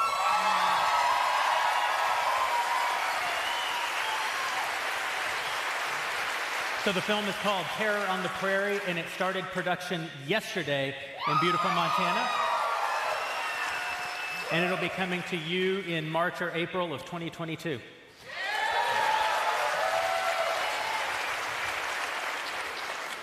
And now, because this is Daily Wire Backstage, and because Backstage is a show where we like to interact with our dailywire.com subscribers who make all of this possible, we're going to take some questions from you guys. Book. I'm 22 from New York, and my question for the group is, what is the best example of societal/cultural decline in our society, and why is it TikTok? What is the best example of what? I'll throw this one to you, Matt. What is the surest sign of cultural decline, and why is it TikTok? What was the question? I'm sorry. The worst sign of cultural decline, and why is it TikTok? Okay, all right. I'm sorry, what was the question? I mean, what's the worst sign of cultural decline? I mean, TikTok is a good suggestion, but you know, I think I've said for a long time, I honestly believe this, that the first sign really was when we all started abandoning our carts in the shopping in the parking lot of the grocery store. I believe that's a because it's a small thing. It's a small effort that you make for your fellow man, and if you're not willing to make that effort, then I think it shows of something. It's like, yeah, it's like I return my cart for you, and you return your cart for me. It's like this is no country for old men. Once they leave the carts out in the parking lot, everything else falls apart. I was firmly convinced you were going to say when men believe they are women and vice versa. I mean, that also, I think, is an issue. Yeah, things aren't going great. Next question. Hi, I'm Brad from Dry Ridge, Kentucky. I was just wondering, how bad do you think it's going to have to get on the border before the administration actually does something about it? All the way bad. I'm from West Texas. I'm actually from a very small town called Slayton, Texas, but it's outside of a town called Lubbock, Texas. And we think of Lubbock as the city. And we think of it as the city because it has things like restaurants. Lubbock has a population of, a little over 200,000 people. So it really stood out to me 3 months ago when 200,000 illegals crossed our southern border. And an entire American mid-sized American town worth of people cross the border into our country. You can't add entire towns every month and say how bad can it. It's already as bad as it can get. They're not going to do anything because this isn't an accident. This is by design. The left, starting with Teddy Kennedy, formulated a plan to change the nature of the voting of who gets to vote in America. They realized Americans just weren't going along with their programs, and they said, well, fine, to hell with Americans. We'll bring in people who will vote for the programs that we support, and they're doing it. That's what we're living through. We're living through the actual results of a deliberate action by the Democrats to change the nature of America by way of the vote. So this is what the left is good at. This is what the enemy of man is good at, is taking things that are good and using them for evil. And one of the great things about our country is our expansiveness, is our openness, the fact that it has been a country largely settled by immigrants throughout all of our history. That used to be a great thing about America. But like every good thing, when it's used incorrectly, it becomes a very bad thing. And when you're importing people who don't, Lady Liberty, she has the poem, and it basically says, give me the poor who are longing to be free, poor spirits. That's a great motto. What we have now is we're importing people who don't long to be free. They long for free stuff. And when you import people who long for free stuff, freedom's not going to endure very long. Next question. Hello, my name is Heather Idles. I am from Queens, New York. There are so many of us who are closet conservatives. How do you feel we would better be able to come out and not be closets anymore? I have bad news. You are no longer closeted. 1 million people are watching. Drew, I think this is a good question for you. Yeah, I used to get this in Hollywood all the time. I would walk into meetings, and some guy would come out of the back office and sit down and whisper to me, oh, I saw you on Hannity last night. You were great. And I would say, why are you whispering? We're in the right, Yeah. And the thing is, he was whispering because he was afraid. But all of us, well, not all of us, but many of us here belong to a group in Hollywood that was supposed to be a secret group of conservatives. We were called the Friends of Abe because they used to call gay people Friends of Dorothy in the old days. And now that it's not shameful to be gay, but it is shameful to be conservative, we call ourselves Friends of Abe. And the problem with it is because no one would come out and be out in the open, it eventually faded away. And if you don't speak out, and if you don't put yourself out in the open, and if you don't take the risk, it all will die. Everything we believe in will die if you don't speak up. And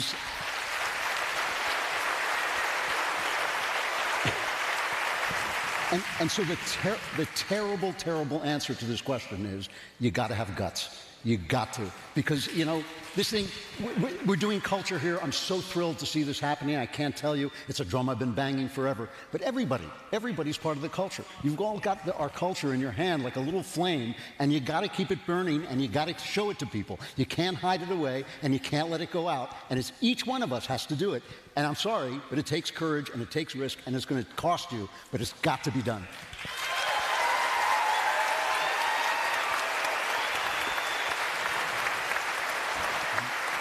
Alex Blitzel. I'm from Olathe, Kansas. My question is, if you could remove one person from office, who would it be and why? Also, let's go Brandon. Michael, you're the politician. Thank you. I think that's an insult. I don't know if that's a compliment. The question is, who should we remove from office? Yeah, one politician, the most powerful politician in the country. Nancy Pelosi. Nancy Pelosi. Dr. Fauci. What are you talking about? What, you think it's Biden? Biden doesn't know what end is up. Biden barely remembers chocolate chip. You think it's Kamala Harris? Kamala Harris is the least likable person and probably the least powerful person in Washington. Joe Biden obviously doesn't like her. He keeps giving her all the least popular issues. It's Fauci. And Fauci is a representative. He's a bad guy in and of himself, but he's a representative of a bigger problem, which is that unaccountable bureaucrat. What is it? Something like 6 presidents have come and gone. He's now on his 7th. And by the way, Dr. Fauci's going to be there after this one, too. Oh, yeah. You can't get rid of him. He is utterly unaccountable. He rules by caprice. One day, don't wear the masks. The next day, wear the masks. And if you don't, you're a murderer. We don't want vax mandates. We need vax mandates. And it just doesn't matter. He licks his finger in the morning, figures out which way the wind is blowing. That's how he governs. That is a grave threat to the republic, and that guy's got to go.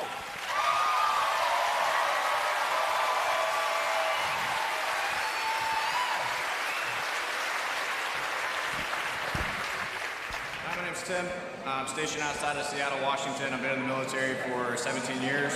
Yeah. My question to the group is, what advice do you have to service members that are serving in the military that want to honorably serve and do this for the right reasons, but they're starting to lose faith in the leadership of our organizations and our administration. Do not leave the military. That's my answer.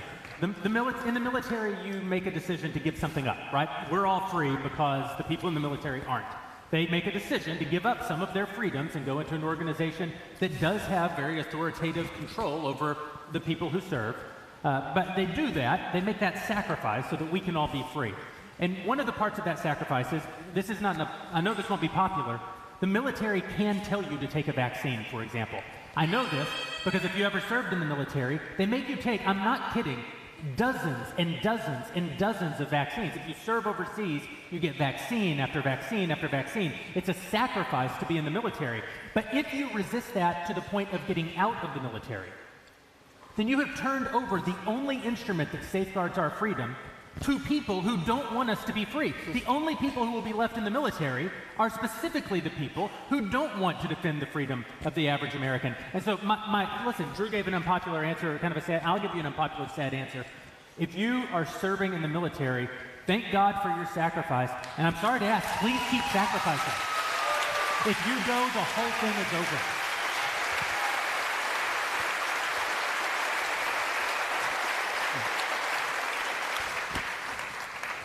Hi, my name is Gabriel Paz. I'm from Detroit, Michigan, and my question is, can American public high schools be saved, or do they have to be overhauled? And if you overhauled them, what would you do to rebuild them? Candace. I didn't hear the question.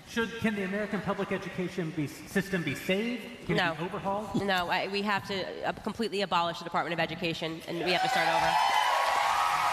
So. And this hits at what we were talking about earlier, and I wanted to add on to that I think we need to have a bigger discussion about the toxicity of feminism. We keep talking about toxic masculinity, but I think the real threat in America is toxic femininity. This idea that women need to be like men or to replace men, which removed women from our natural roles as nurturers and nurturing and raising up good human beings. So no, we need to go completely retro, completely backwards, and we need to have children being at the home. And I think homeschool is the way to go right now if you're in this country. It's another hard answer. Pardon? It's another hard answer because not everybody is in a position where it's easy for them to homeschool, and yet sacrifices have to be made if we want to save the country. Drew, to your point, we're going to have to be brave. We're going to have to do hard things. We're going to miss out. We're going to lose. We're not going to get to have everything. We have to pick. Do you want the easy pleasures of the left, or do you want freedom? And if the answer is that you want freedom, it's going to take hard work and sacrifice. And people, young men with everything to live for died to put us here and to make us free. It's true every day. It's true today. It's true yesterday. It's true tomorrow. Young men with everything to live for, and now young women too, die to keep us free. We can lose a job. We can lose a friend. We can lose a Facebook post. It's not that bad.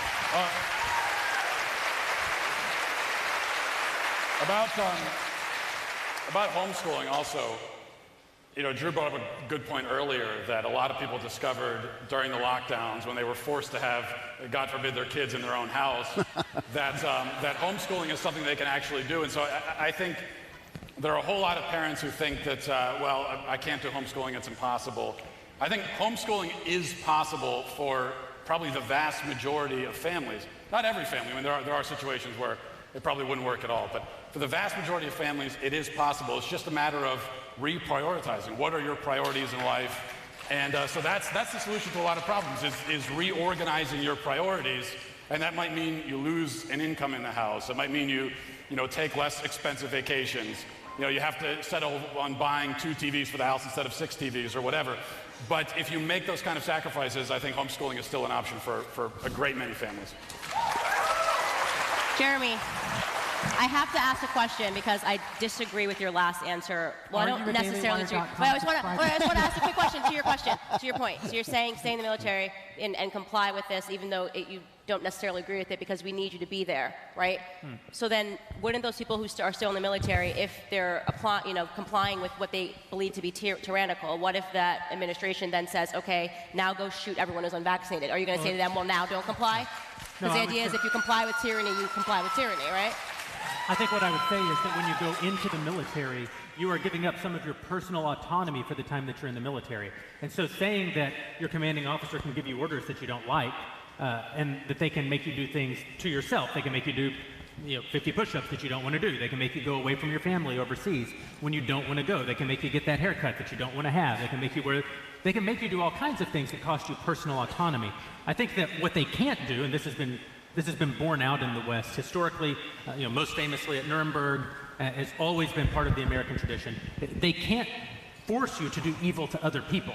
So if they're saying take a vaccine you don't want, they already say that in the military. If you're going to go to Djibouti, Africa, and serve in special operations, you're going to have to get, inoculated against malaria, against yellow fever, against typhoid, against all kinds of things. There are side effects. Some people do very badly with those vaccines. It's no laughing matter. People die from having those vaccines. Soldiers put their lives at risk. If they, on the other hand, say, go confiscate everyone's guns, even if they said, military, go force every American citizen to get the same vaccines you have to have. Well, no, they give up their freedom so that they can preserve our freedom. It's not the same to say, when I serve, I'll allow some of my autonomy to be sacrificed. That's not the same as saying, I will be an instrument of the state for the suppression of the rights of the individual citizen. Yeah. I think that's the line. Yeah.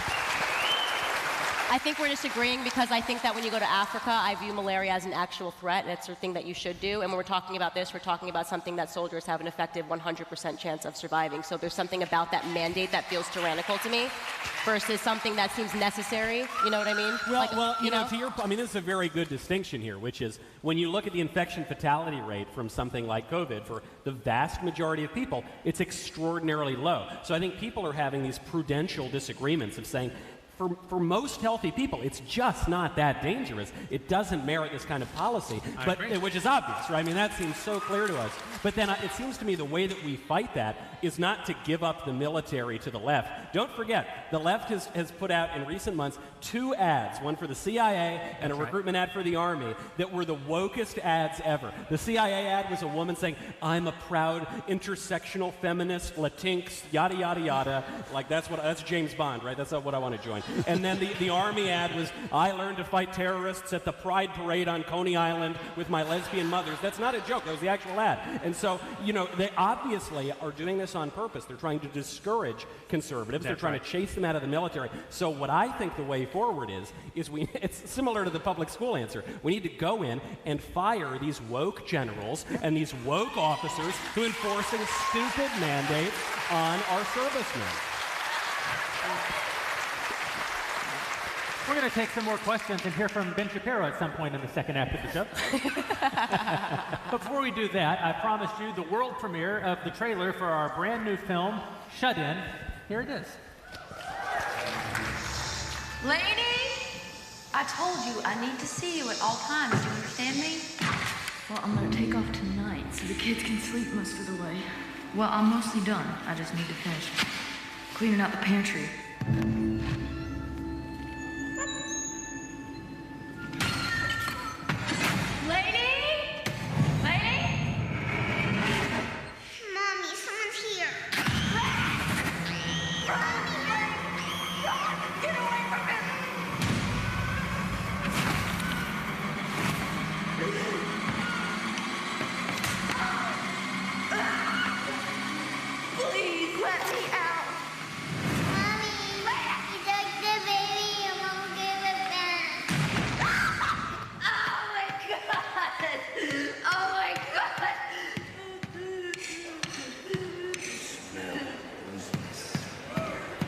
Terrifying.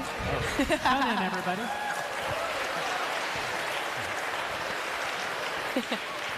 We're incredibly excited about our foray into entertainment. As Drew mentioned, it's something he's been talking about literally since the early 1860s. When he saw the first talkie, he said, by golly, I think if conservatives got into this racket, we might save the culture. But one of the things that makes us, I think, unique in the conservative movement is that our company was formed in LA. Most of us have backgrounds in culture, not in politics, and it's something that's very near to all of our hearts that, you talk about politics, it's become sort of a national obsession. But for most of the 20th century, it is a simple fact that the average parent will spend somewhere between 10 and 15 minutes a day in meaningful conversation with their children.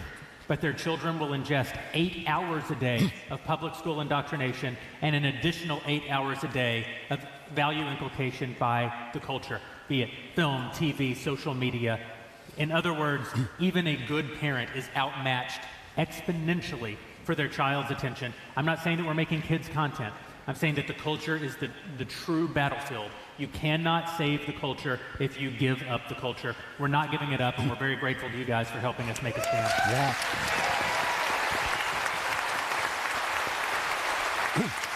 You know what was an amazing example of how we are beggars in our own culture was this Dave Chappelle show that was on recently.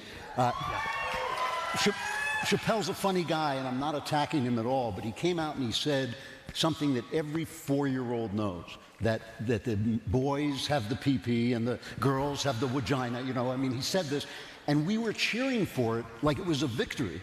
This guy is saying what everyone knows, and we thought, wow, and Netflix didn't even cancel him. You know, we go to James Bond movies, and we're so happy that he's not a lesbian, you know, that we think, wow, what a victory, what a victory for the culture.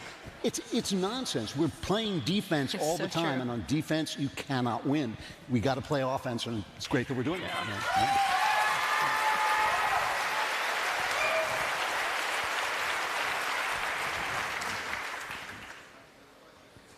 Hello, my name is Andrew Abraham. I'm a political exile from Chicago, Illinois. Right now, I'm in Kansas City. My question for the hosts are, what are your thoughts about secession? Should the red states secede from the Union? Okay. Ben, I'm going to let you take that one.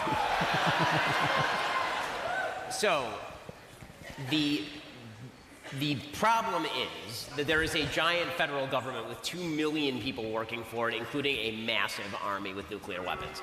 And so, on a practical level, one of the reasons I moved to a red state was to personally secede from California, right? Was to move to a place where I was going to be surrounded by people who shared my values and who wanted to educate their kids the same way I wanted to educate my kids. And this is why I'm a big believer in federalism. I do think that the notion that this is going to go quite as smoothly as everybody seems to think it's going to go, that the federal government just says, okay, well, half the country can take off, that there's not a great history of that. What I think instead is that what's going to happen is a fight to destroy the scope of the federal government. Yeah. Because either we are going to share country or we're not. And this really will be the question. The question is not going to be, is there a civil war in our future if the government continues to grow this way? Because if the government continues to grow this way, secession will happen. I mean, that just is the reality. If the government continues to grow to the point where it controls all aspects of life, down to whether you can own a gun, how you can educate your kids, when the states provide no barrier to how you choose to live your life, people will resist that. That's just the reality of how human beings live. The only way to combat that is going to be to tremendously limit and I think in large ways destroy the scope and ability of the federal government to control our lives and to relegate a lot of that power back to the states. And so one of the most encouraging things that I'm seeing is actually something that the left is very upset about, which is this big sort that's happening, right? Companies like ours moving from California to Tennessee. Now, us personally moving out of, I mean, I was born in LA, I grew up in LA, and now we live in Florida. And the company obviously is in this state. And, you know, I think that as that happens more and more, it's going to become clear that if the federal government is not to be used as a tool by the red states against the blue or the blue against the red, it's going to have to be whittled down to size. And that means really not whittling. That really means taking a chainsaw and mowing it all the way down to size. And yeah, if that doesn't happen, then I don't think it's a question of whether there is a secession. I think it's a question of just when that happens. I think that, I mean, I agree that the federal government, the power of the federal government needs to be abridged significantly. The problem is that that requires the people in charge of the federal government to do that, and they're not ever going to agree to do it. I mean, we know even Republicans talk about shrinking the size of government. They never actually do it. I think the other problem is that even if we could achieve that, we still have this philosophical, this deeper problem, which is that we as Americans live already not in two different countries, but we live in two different universes, where there's this vast chasm between us that just cannot be bridged anymore. Where you've got, you know, when I look at people on the other side of this ideological divide, what do we agree on? What basic value do we both hold? And that is nothing at all. I mean, we can't even agree that only women can have babies. I mean, we can't even agree on something as basic as that. So I just think that, You know, we already agree. We already live in this divided country. Well, with divisions that I think are deeper than what existed in the Civil War. I don't know that our divisions are deeper than the belief that certain people are property and certain people are not, right? I think that there's the abortion issue. Yeah, that's one of them. Believe me, we have that. Plus, we have. I don't think it's necessary to compare where we are in the country right now to a situation in which literally millions of people were being held as property, and then 600,000 Americans died fighting one another. I don't think that's going to break out any moment. That doesn't mean I'm sanguine about where we are. What it does mean is that there are basically three paths for the country. One is complete federal tyranny, in which we just joust for who controls the government gun. And sometimes we win and sometimes we lose, and then eventually people get tired of being on the losing end of that bargain. You do end up with an actual violent secession movement. The second possibility is that states begin to actively resist the mandates of the federal government, which you're starting to see right now, and I'm very optimistic about. And the federal government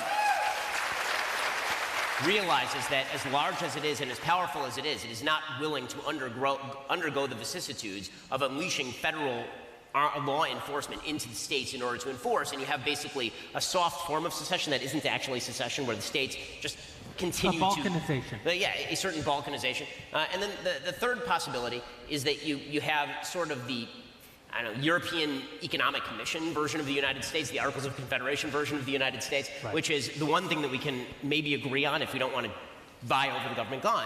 The one thing maybe we'll be able to agree on, this is what I'm hopeful about, is that maybe the people in California are so scared of the people in Texas, they say, we certainly don't want those people running our lives. And the people in Texas are so scared of the people in California, we say, we don't want those people running our lives. It's funny. I actually don't think that the red states are the most likely to secede. I think if a secession were to happen today, it would be California, and it would take with it Washington and they're trying to. They're actively trying to secede. I also, Ben, I agree with your reticence here. I think that conservatives are a little too loose with the calls for secession, because secessions do not happen peacefully.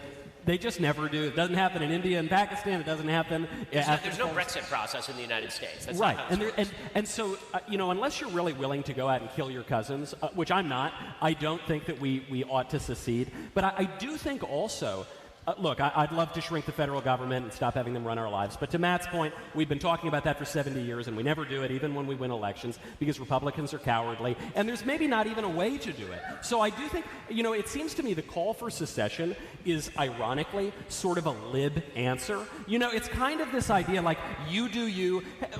To getting to your point, Matt and Ben, about slavery and the comparison, we kill upwards of 1 million babies a year in this country. So I think the moral issues are pretty serious, and I don't want to just let half the country continue to do that, and I don't want to let them do them and destroy the distinction between male and female and do all sorts of horrible things and destroy my country. I want to take the power back.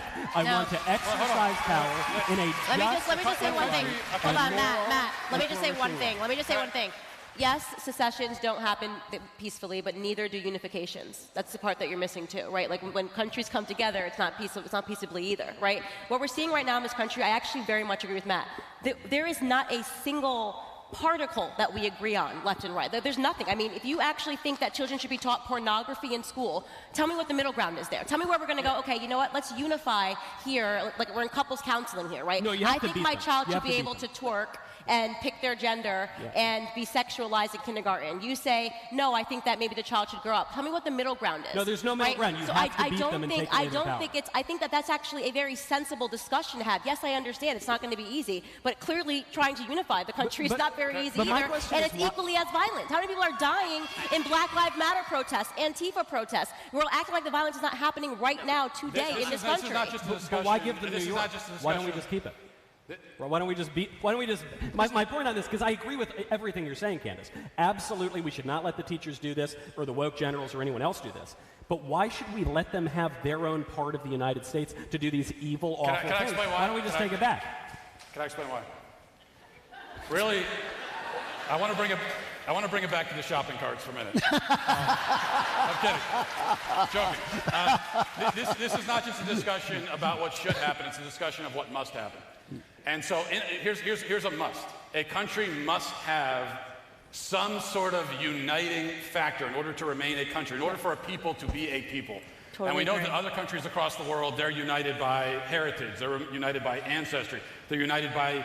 At least the flag, at least the flag. Yeah, they're united sometimes by religion, by race. I mean, that's other countries in the world.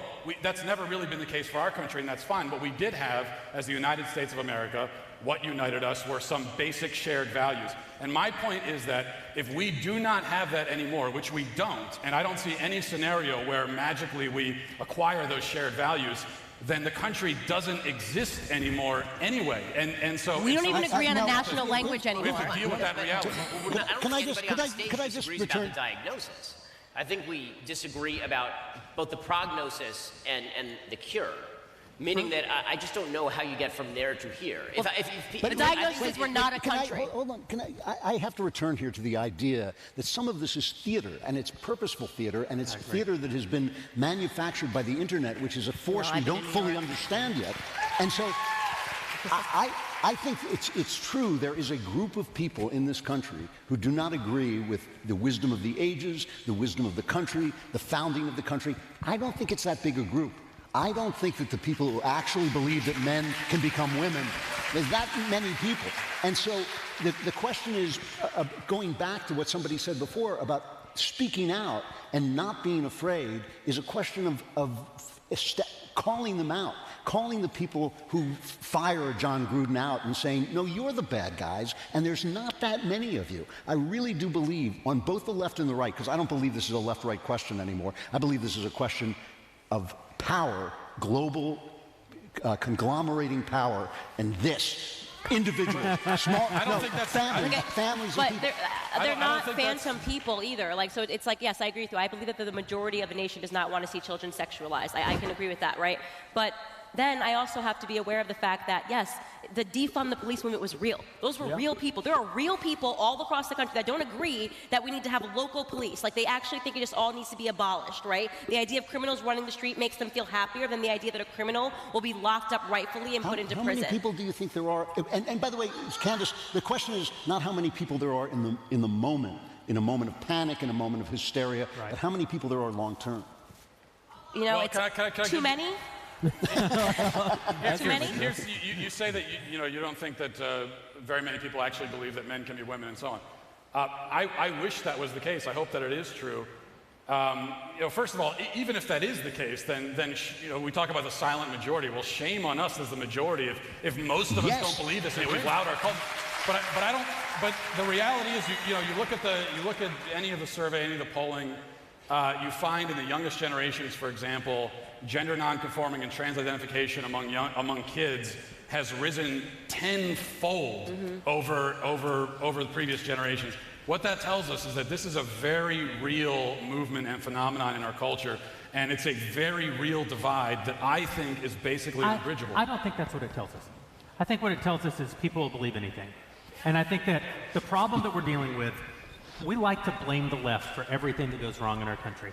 Oh, the left, they believe in abortion. Oh, the left, they like to cancel people. Oh, the left, they say boys can be girls and girls can be boys. The right is the problem. We're cowards. I totally agree with you there. We ceded our country to them. They said, give me your country. And we said, oh, yeah, just don't say anything bad about it. It's true. It's so true. You're right. You're spot on. I am not a coward. Like, I refuse to be a coward. I say everything, and I say some more things that I probably shouldn't say, just so they know that I have a right to say it, right? Yeah.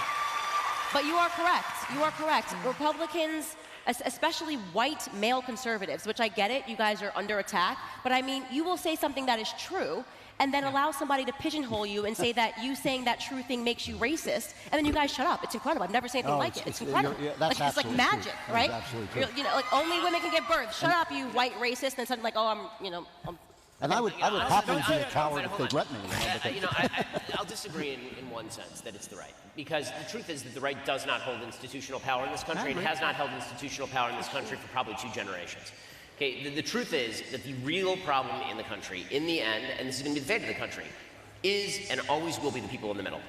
Right? Because there are a bunch of people in the middle. People who may agree with some of the left on policy, but disagree, I think on a fundamental level, with some of the crazy of the left, right? Disagree with defund the police, but still vote Democrat. Disagree with the abortion past the point of birth, but still vote Democrat. I disagree with the cancellation to everybody who has a bad old email, but is too afraid to say anything. And the question is, can those people be motivated to stand up? And if the answer is no, the country is going to fall apart naturally. It's not going to be a question of do we choose for the country to fall apart or not. It just will. Yeah. So if those people stand up, and if we can give them a backbone, that's really our job, right? Where we failed on the right is to give those people a backbone and a place to go. Because, I mean, I'm proud of what we're doing here at Daily Wire as a company and with your support what we're doing. But it's not just that. You know, when Drew says that people in New York have to stand up and they have to speak out, what they also have to realize that there are going to be people who back their play when push comes to shove. Yeah. And that's where the right really needs to be, right? Because the right, many of us will say what we think, but the question is, okay, your neighbor got fired. You going to hire your neighbor now that your neighbor got fired from that corporation? Right? The pilots at Southwest are standing up and saying, even if we're vaccinated, we don't want to stand up for this vax mandate. Are you going to stand with the pilots? Right. The question is, are we on the right going to provide the spinal stiffener that is necessary in order for the people in the middle to feel the level of comfort that they can actually go out and do these things? I mean, I think part of that, by the way, is actually saying to people, yes, there are jobs for you outside of places like New York. Okay, so you lose your job in New York. Guess what? There's a whole other country that's not New York and not LA. Vote with your feet. What was that? Vote with your feet. Right, vote with your feet. And by the way, that is what is happening. And this is where the economy is growing, right? There's a reason people are moving. And so my hope for the future of the country is that how people talk about how they think in polls and how they actually act are two very different things. Yeah. Polling data is not a good indicator of how people live their lives. How people live their lives is a good indicator of how people live their lives, which is why you're losing congressional seats in California and New York and picking them up in Tennessee, Texas, and Florida.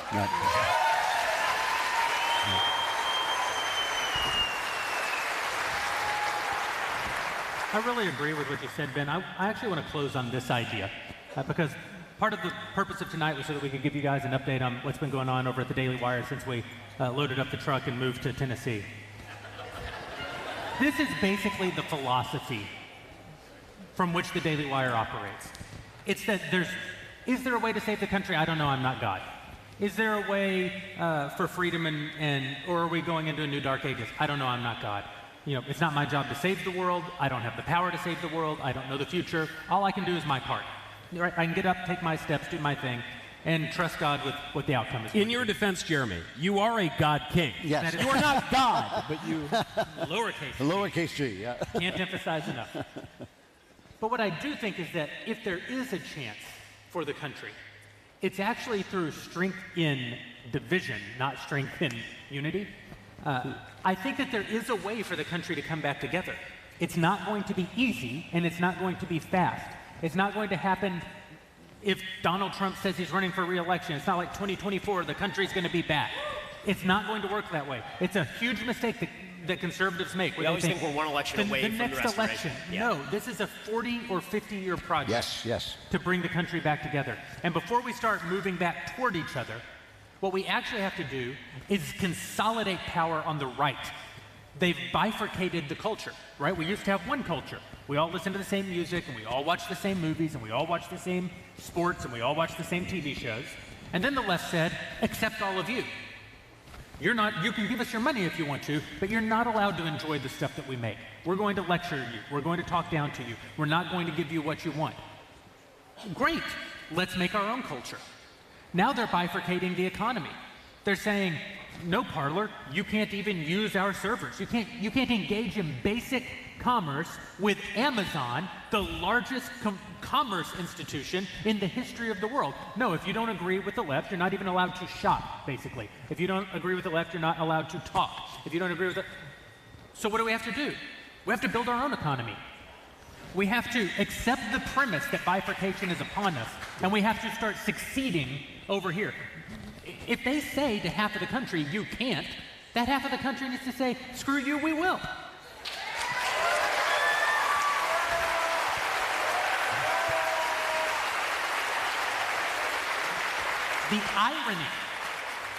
The irony is that when the right builds its own culture, when the right builds its own commerce, when the right builds its own institutions, when we stop just saying that we're religious and start actually practicing our religions, when the right becomes healthy and strong again, you will eventually reach a place where the only way for continued growth, when all the left watches Hollywood movies and all of the right watches Daily Wire movies.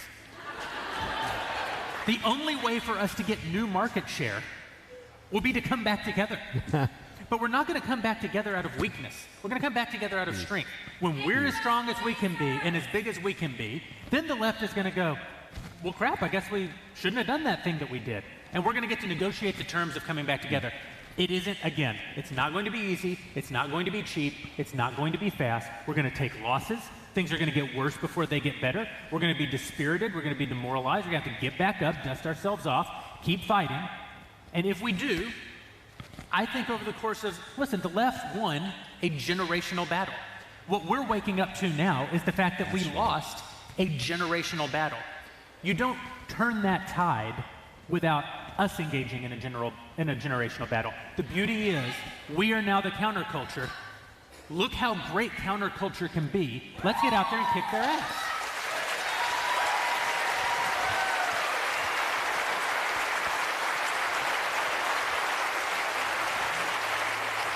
Hey guys, we did it. Thank you for coming and seeing our show at the Ryman Auditorium. Thank you. Thank you.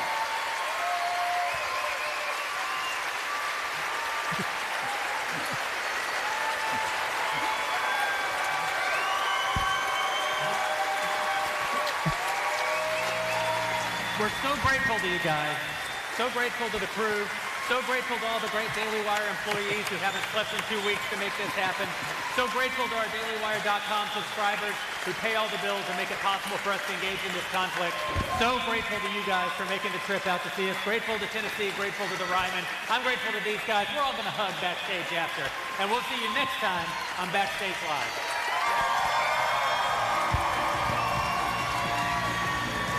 Awesome. We did it.